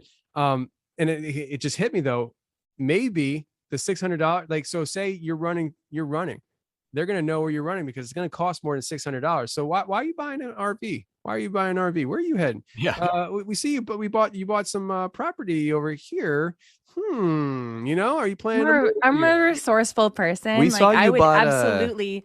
I could make it across the country on less than $600. I promise. We saw you bought mason jars. Are you trying to can stuff? Because that's extremist behavior. Yeah. I mean, like it's just who. But I mean, is anybody really surprised by this? I mean, the NSA's been spying on us for years. I mean, Not we've really. known that, like I think some people are finally waking up. They're like, oh my gosh, really? Like, yeah, it's been happening. But you called me crazy 5 years ago, and now if you don't, You're call like, me we're not crazy, saying anything that matters. yeah, But now you're a domestic terrorist if you say that like you think vaccines are just questionable. Like I'm not even like I don't think there's a tracker chip in him and Bill Gates is trying to kill. Like it doesn't matter if you're just like, I'm just gonna hold out and wait a little bit. They're like terrorist. Like, oh, not really. yeah, they're the extremists. Like seriously, like For sure. why? Hell yeah. Why is it that given the stats that they're giving us of the survival rate of this, these people are 99.9. like why is it such a imperative thing to force a situation where everybody feels like they have to get vaccinated? If I don't get vaccinated, I'm going to lose my job. If I don't get vaccinated, this will happen. Like they're putting all these things around us to push us into this box of getting vaccinated. Does anybody see this as suspicious? Like almost as if Absolutely. there's something they're trying to do to us, like Yeah. Little bit. I'm just saying. Yeah, I read an article it was probably a week ago where they released the COVID case, and I'm not saying any of the information that was released is correct. So the numbers that were projected, I read the numbers that were projected. It was however many thousands of cases, however many deaths, and they were talking about why you need to get vaccinated, and that's all that was in the article. And I did the math, and it was a 0.015% death rate. And I was like, whoa, but they didn't put that in the article. They just put the number of cases, the number of deaths, and they were both large numbers. But if you just do some basic math, it's a 0.01% chance of death. So it's basically nothing. I mean, it's the same amount of death that happens every year, all the time, from the cold, from the flu, from coronaviruses that have been around forever. So I just think people die all the time from things like this. It's probably been around forever. They just are broadcasting every single sob story, every single person who's died, every weird case that's come up. Like, oh my gosh, a 13-year-old died from coronavirus, but there could have been a 13-year-old who died 5 years ago from having the common cold. They probably diagnosed him with the common cold, found out he had something else, and didn't put the story as a mainstream headline. But they did this year for sure, because they want everyone to be terrified. They have scouts in the hospitals waiting to find the saddest story, to interview the parents, to make everyone have that fear in their heads so they can get them to get vaccinated. It's so scary. One day you're gonna die. One day you're gonna die. That's about You it. are, but you're not going to die from coronavirus. Like, No. come on. Take Like- vitamin D, zinc, C, B, like all the stuff you should already be taking. Eat healthy and don't be stupid. You won't die from COVID. Promise, people. I promise you, I'm not worried about it. Like my mom is my mom is not somebody who's very healthy. She's got a lot of autoimmune deficiencies since she's been my age. Like barely, like let's put it this way: my mom, if she just walks a certain way, she could break a bone. Like she's so fragile. And so I was worried about her getting something like this. She got it, and she's like, it feels like a cold, and then like, Heck yeah. I think it was like 3 weeks later, she's gearing up to go back to work. She's all in the clear and stuff. And then she comes down with pneumonia and almost dies. I'm like, freak, man, pneumonia almost took my mom out, but she's good. My mother-in-law, awesome. who's like 73, she got it. She's good. I'm not sweating it. Like go ahead. Give me coronavirus. I'm fine. Like I'll take it. We're not taking pretty a sure shot. we all had it last January, like January 2020. We're pretty sure we all got it. I'm pretty sure my entire work crew at work got it, and then it got announced that there's this crazy thing. So I'm like, huh. You know what the funny thing is? I'll tell you this before we get out of here. I was telling I was following this stuff like in December of 2019. I was like, there's something weird going on in China. So I'm like I'm going to like Chinese websites and like hitting the translate button to read what it says. And I'm going to work and I'm telling the guys, yo, there's something fishy going on in China. Like, I think we're about to get like some kind of weird virus that goes all across the world. Like it's going to be really bad. And they're like, you're crazy. Like, there you go with your conspiracy crap again. And so like, when this whole thing first went down, I was very, very worried about it. Because I was seeing what's coming out of China. I was like, holy crap, you know? And so the day that the NBA canceled the NBA season, the Sixers were playing, I was watching the game and the news breaks. I go into work the next day and I'm in the Philly area and a lot of us are basketball fans and Sixers fans. And they looked at me like, you were right. And I was like, I told you, we're all gonna die. and That's awesome. From that point on and stuff, they're just like, what do you think? What's going on now? What do you think about this? I'm just like, we're all gonna die. So Fair enough. It's a true statement. We are all gonna die. You pick your poison, or it just picks you. Who knows? If everyone just stays healthy, though, so COVID has been going around the school, but a couple of my friends are like, my kids tested positive for COVID, and I was like, not to be mean, but I was like really judgy that they tested their kids for COVID. I'm like, you took your kids to the doctor and got them tested for COVID? That's insane. Like the first thing I did when my daughter was like, she's like, I am so sick right now. I just started feeling sick and my throat hurts really bad. And I'm like, okay, you're going to stay home from school tomorrow. And here's the vitamins you're going to take. And I gave her vitamin D, vitamin B, vitamin C, zinc. Like I made sure they were all in there. And I made sure she ate food. I got her really bad garbage food, but I was like, it doesn't matter. You just need something in your body to process the vitamins just at this point. It doesn't matter. She had stayed overnight with her friends and probably stayed up till 4 a.m. outside and just didn't take care of herself. So she came home. She had a really bad cough, really bad sore throat. And then she took all the vitamins and I'm like, okay, I'm going to call you in. Thank God no person answered at the school. Usually they're like, hello, what do you need? And the attendance office was a voicemail. And I was like, hi, this is Jennifer, whatever. And my daughter, Madeline, whatever, will be out of school today. Click. And that's all I said. I didn't say the reason or anything. And I was like, if anybody asks you, tell them you had your period. I don't care. Just like make up a story or tell them you had a cold. It doesn't matter. But if they're like, did you have COVID symptoms? Did you have COVID? Just say no. Because I will never, ever, ever get you tested for that. That's a crappy thing to do. You know what I mean? Like who gets their kid tested? Then you're on a list for sure. Yeah. Sorry. Yeah. No, this just happened. She was 100% better by the next day. By the way, she went to school the next day and she was like, thanks, Mom. I feel great. I'm like, yeah, that's what vitamins do. That's what moms are. That's what moms are here for. You know, Yeah. I thought you were gonna say something like, you know, I got my kid tested for COVID and they have it and you like their fear or something. But no, it's funny you say that. I never really thought about having to test my kids. I don't think I ever will, being that they're gonna be homeschooled. You know, but it's just it's a crazy world we're in. I don't know. They make it seem like it's a social responsibility to get tested, though. And I just don't think it is. I think it's something where they can put you on a list. I think it's more manipulation. So I'm like, I'm never going to test you for COVID, honey. I love you. That's why I care about you. So last year, every year in the fall, like I'm due for it. It's coming up soon, probably in a month or two. I'm going to get really sick. Every time the cold air starts coming in, I get sick one time a year. And it's a cold and it's for like a week. It just like, it wipes me out, sore throat, my head, everything. Happened last year. So I called out of work. Because I called out of work sick though, they wouldn't let me come back until I got tested and it came back negative.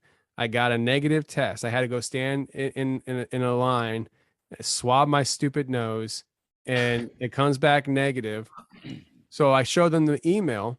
And they're like, that's not good enough. I go into work and I show them the email. They're like, no, you need to print it out. And I'm like, I got the email right. I can send it to you. And they're like, no, you need to print it out and then hand it to us. Should have printed it out at work. I know. I'm like, I literally can email this to you and you can print it out and you'll have it right there. Nope. And I had to literally call my boss's boss in Harrisburg, Pennsylvania, and talk to him on the phone and have him give me the green light to come back to work. And I was like, yo, this is freaking messed up. I'm never telling you guys I'm sick again. I'm just not going to come back. And I didn't. In February, I quit. So, hell yeah.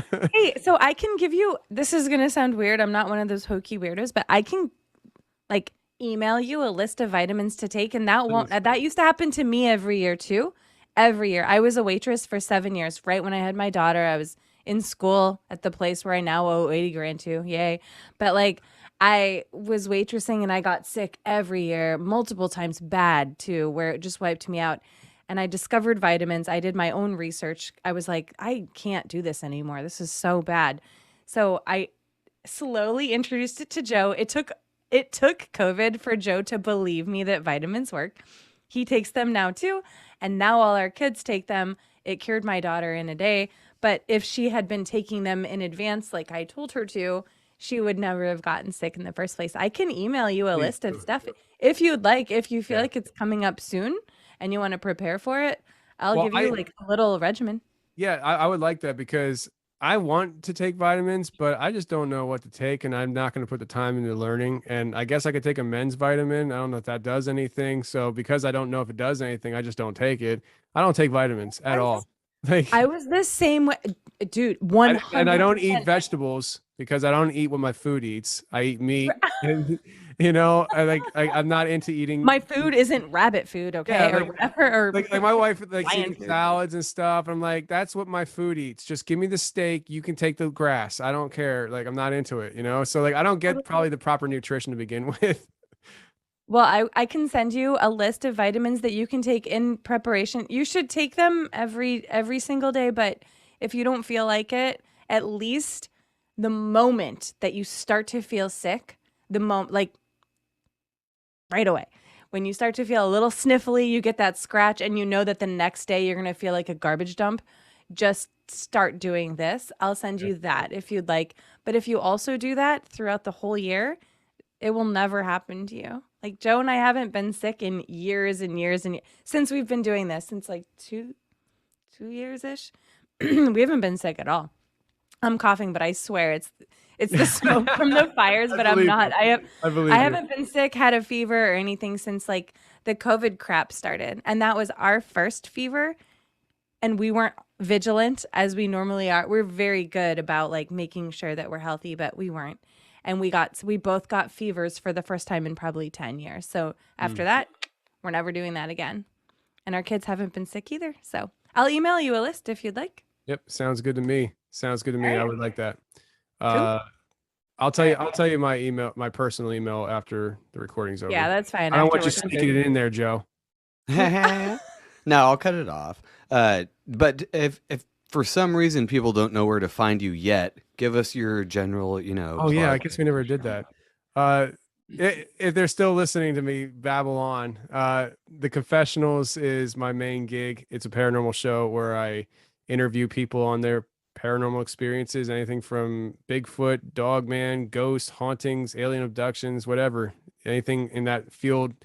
I talk to them about it. And that's the confessionalspodcast.com. Any podcast playing app. We're on YouTube. Hit subscribe. Give me something there. And Hammer Lane Legends is another podcast that I have with me and my dad. My dad's a trucker. I'm a son of a trucker, and I came from the trucking industry. And we talk to truck drivers, similar format as the Confessionals, about their crazy experiences from the road. And we talk to people that drive Uber and things like that. So, Joe, you should probably come on the show because you drive for a living. So you should be on the show. There you go. And, we just have fun with that. And I'm thinking that's about it. Legion of Legends on YouTube, though. So just subscribe to YouTube and you watch my crazy adventures. I have one out right now. The first thing I did was I went to an abandoned industrial park. Like, it has like 20 buildings in it. And I felt like I was walking through like where the zombies sleep at night kind of place. And it was interesting. I thought I'd be the only one there. And it turned out I was. And there were some bikers there. And I was like, ducking and trying to hide from them because I had like thousands of dollars of cameras on me and stuff. And I was like, I don't know who these dudes are. And you see me running away from people, all that fun stuff. So yeah, there it is. Awesome. I'm gonna have to check out that show. I didn't even know you did that one. That's but awesome. And as far as social media, just search Confessionals or Tony Merkel or any of the words and you'll probably I'm most active on Instagram. I hate Facebook. We have Facebook, but I hate it. I'm active on Instagram. Twitter sucks. Awesome. I'm not on the Twitter. Fucking no. We have a Discord, don't ask me how to get to it. I'm still trying to figure it out. There's a link somewhere on my Instagram, I'm sure, for that. I don't know either. The links always they like You have to, like you have get to ripe select. or something. I don't know. Well, there's like they expire after certain periods, and if you don't select the never expire link to give somebody, it expires after 7 days by default. And it's just like, why do you make it so hard? Just give me a link so I can give to people. I'm a content creator. Why would I ever want that link to go away? Like, just give me the freaking link, right? You know? It's like the Snapchat of links. I'm gonna like, have to so figure that stupid. out and add it to our link tree because I finally did a link tree because I'm like, we have enough things we're doing now where I just need to have one spot. Just click this one. You can find whatever you want on there. Yeah. Yeah, I got to figure that out with Discord. But Tony, you killed. Thank you. This is probably the longest show we've ever done. Seriously. I'm sorry. Oh, no, it's fine. Oh wow, it's I great. think it is. Like we usually stick. I think the longest we've it's done usually prior an hour. is like 2, maybe 4. But it was like 2 or 2.5 hours. But that's when we have like 7 people on, and it's like more of a and half the time we collaboration. chuck out because we got to put the kids to bed, But we don't have to do that tonight. and then they keep going and it keeps streaming on our channel, and we're just like, whoa, they went I know long. Joe's passed the host on to someone else before, where he's like, "Here you go, guys." We I have was like, to no, go." you guys keep talking. We're gonna go. No, do this stuff. was really great though. I did that to Charlie once. I was doing a live show for my members, and I thought somebody was breaking my house. I'm like, Charlie, can you just take this? And this is before he's a podcaster. He's like, okay. And so like I was gone for like 15 minutes. I came back and he's still talking. And I was just like, he would be a good podcaster. You know? Oh, he's the that's best. So cool. Yeah, I love I could his talk to that dude all podcast, too. day. Joe introduced me to his podcast, and he was like, well, we can talk about it off air too. I listened to his intro 3 times before I actually listened to the first episode I It's the listened to. best. And I got to tell him that. I was like, your intro is like pretty much the coolest thing I've ever heard in my life. And he's like, oh, thank you so much. I worked so hard on it. We freaking made that. It's awesome. Like I love his So intro. good. I had my guy great. Dalton in Kansas Favorite. City create the instrumental, and we put it all together. And then that's me on the intro introducing him. And now macroaggressions. That's me. I just did Really? Yeah. Oh, Like I did voice that's acting and then I changed awesome. some things and all that. So yeah, I That's like his funny. intro more than mine. But yeah. All right, I love everybody. it. It's my Thank you for favorite. listening. Everybody, thanks for joining in on the live stream. That was great. Apparently, you were just listening to what we were saying because the chat was weirdly quiet. I think it's because Corey was missing tonight. But... Maybe. All right. It's all right. Have Thanks a good night, for listening, everyone. everyone. Tony, thank you. Bye. We'll see you next time. Thank you for listening to Legit Bad. Please address all content grievances to gofuckyourself@yourmom.com. See you next week.